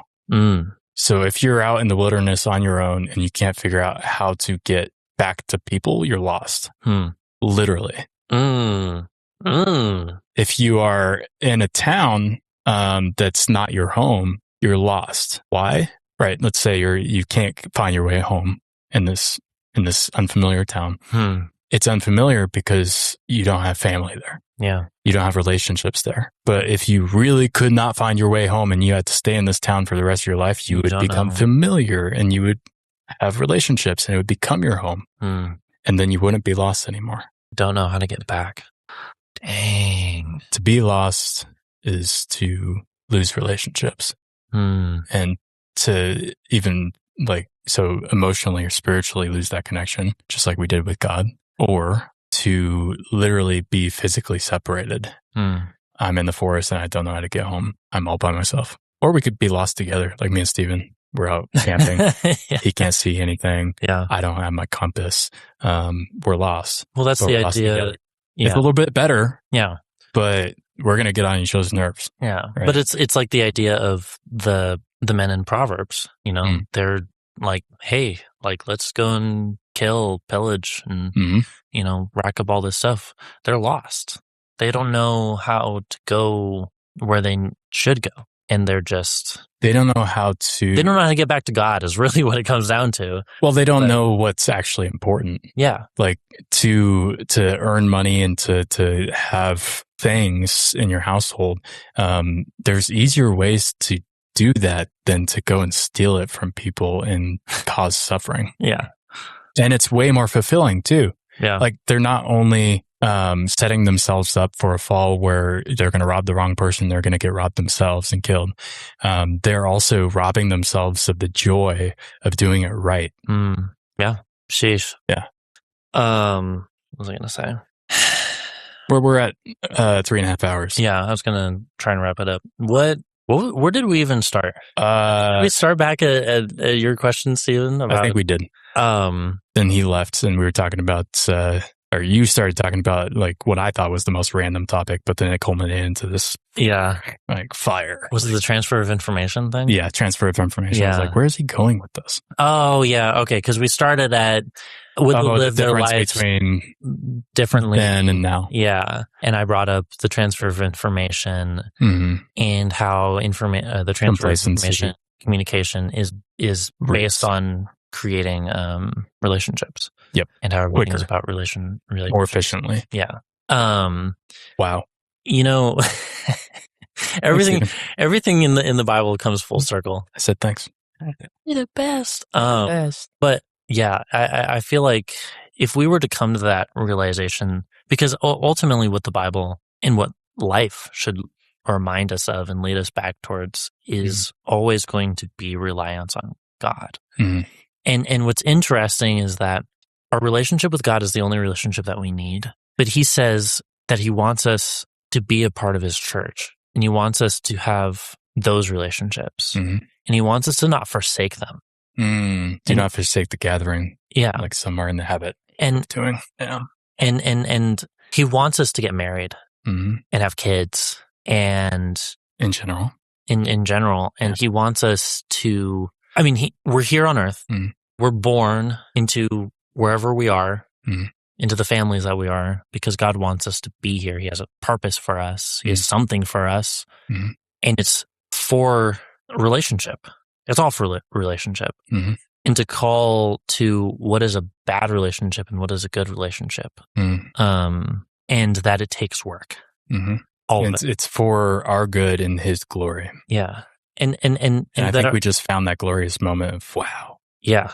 That's God's glory. And he doesn't want us to be idle. He talks against it. Yeah. It's like you build this wonderful Ferrari and it just sits in a garage. Yeah. And it doesn't go anywhere. The tires, like they deform on the bottom because the weight has been there for so long. Even he says you roll it out of the garage and it goes right. Yeah. And that's a waste of art, a waste of talent, a waste of. Well, he says even if you were to have the gospel in your heart, what are you going to do with it? Are you just going to keep it for yourself? You're going to hide it away? You're going to hide the light under a bushel? No, you got to let it shine. Oh my gosh. but he doesn't want us to keep the truth and the gospel and the hope and the love and everything to ourselves. Yeah. Even though he's the only thing that we need in order to survive. That's the only relationship that we need. And he still calls us to shine the light, to give it to the others. The lost. I mean, the idea of that I see constantly from God in the Bible is like he's the giver. Yeah. The source of anything is anything good is from him. The source of anything evil originated from God and was tainted by evil. No. Everything that is evil and good still was created by God. God did not create evil. It just decays our world. Yeah. Right. Gosh, I was going somewhere with that. I don't know, but take it back. Take it back? Handing the conversation back to you. Okay. I think that's, yeah. I think it's interesting because this episode would not have happened if we did not mess up. Free will. I would harshly argue again.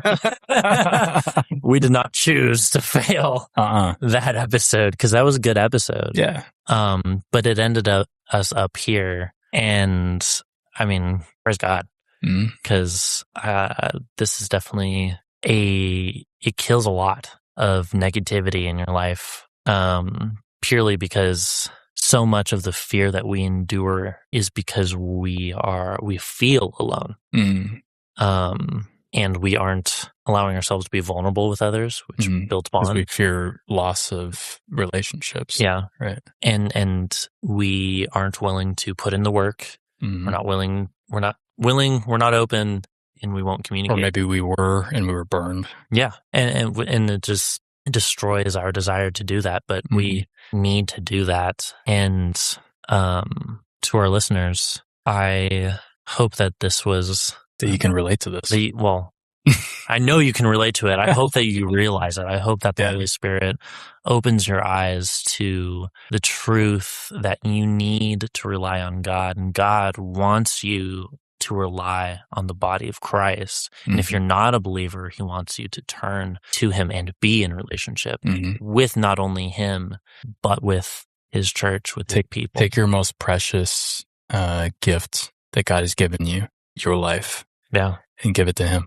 Yeah. Just like Abel did with his firstborn and the fats of his offering. Well, right? And he's going to give you abundantly more. That's right, folks. This is health and wealth. Yeah. I was going to say, but not in the form that you think that you should receive it.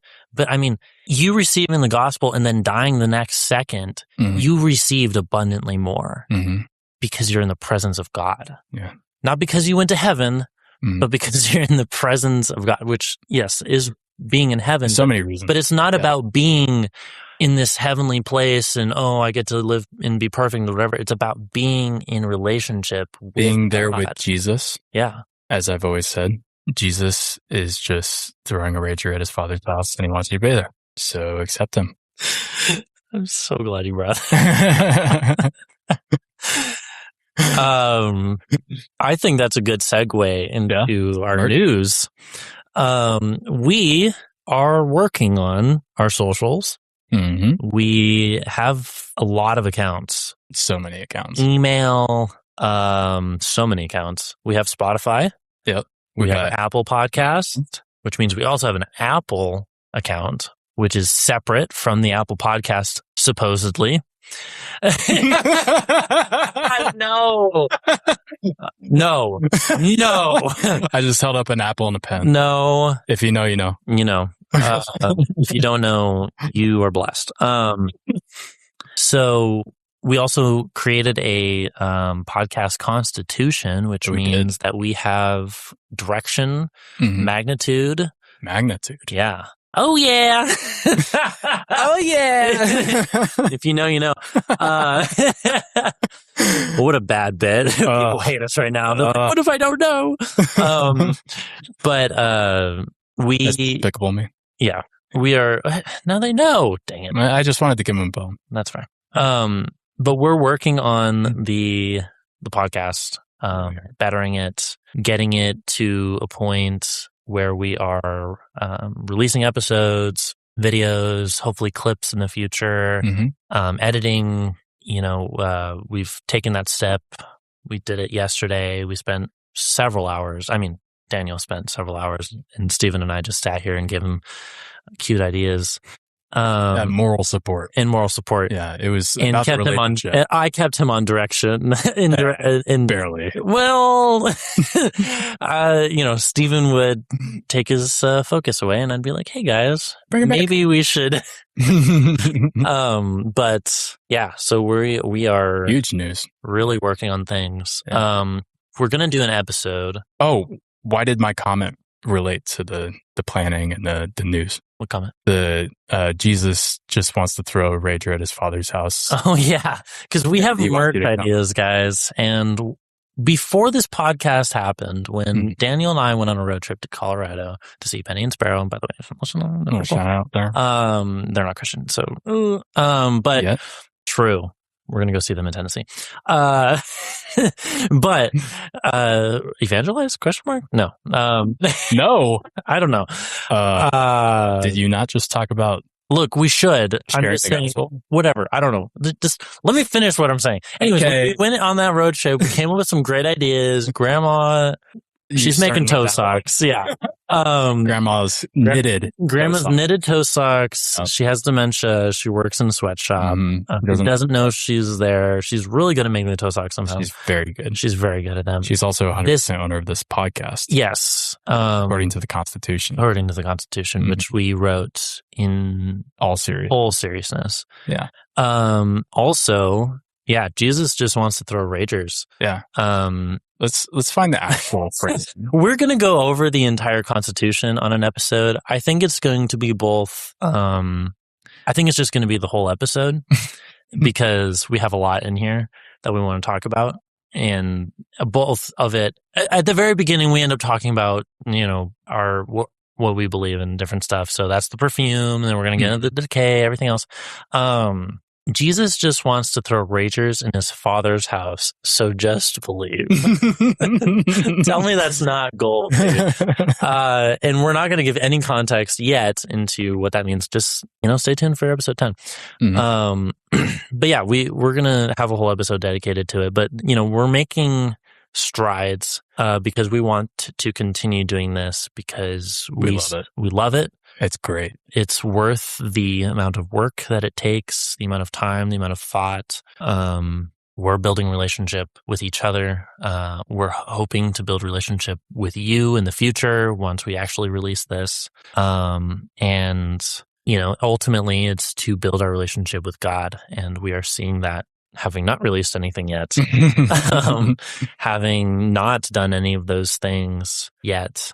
And, that makes it valuable. Yeah. That makes it worth it. And so stay tuned. If you're listening to this, we've probably actually already started doing some of this. Probably. Yeah. Because we're posting. So that means we're doing something. And you're hearing it. And you're hearing it. Things are happening. But go buy that merch. I think what's fun is that we're like having the conversation of the progression of the podcast. And, it's going to be, I don't know, several months from now that this episode specifically even comes out. Yeah. They're all like, we know. Guys, we've been here. Here in the future, it's already happened. But oh, it's cute. They're so excited. Yeah. Look at them. Ultimately, if you have feedback, if you have ideas, questions, if you have things that you want us to go over in the Bible, in the world, whatever, you will have those avenues. They are coming.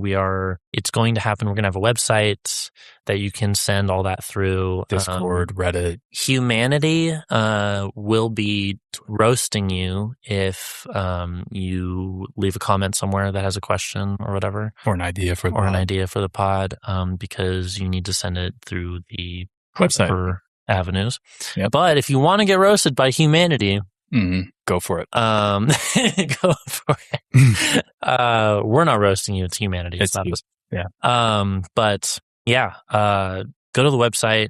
Give us your constructive criticisms, please. Or comments. And, the best way to say that I've heard is advice. We welcome advice. We welcome advice. We do. Yeah. Because we want this to be better. We want to build up this relationship. And yeah.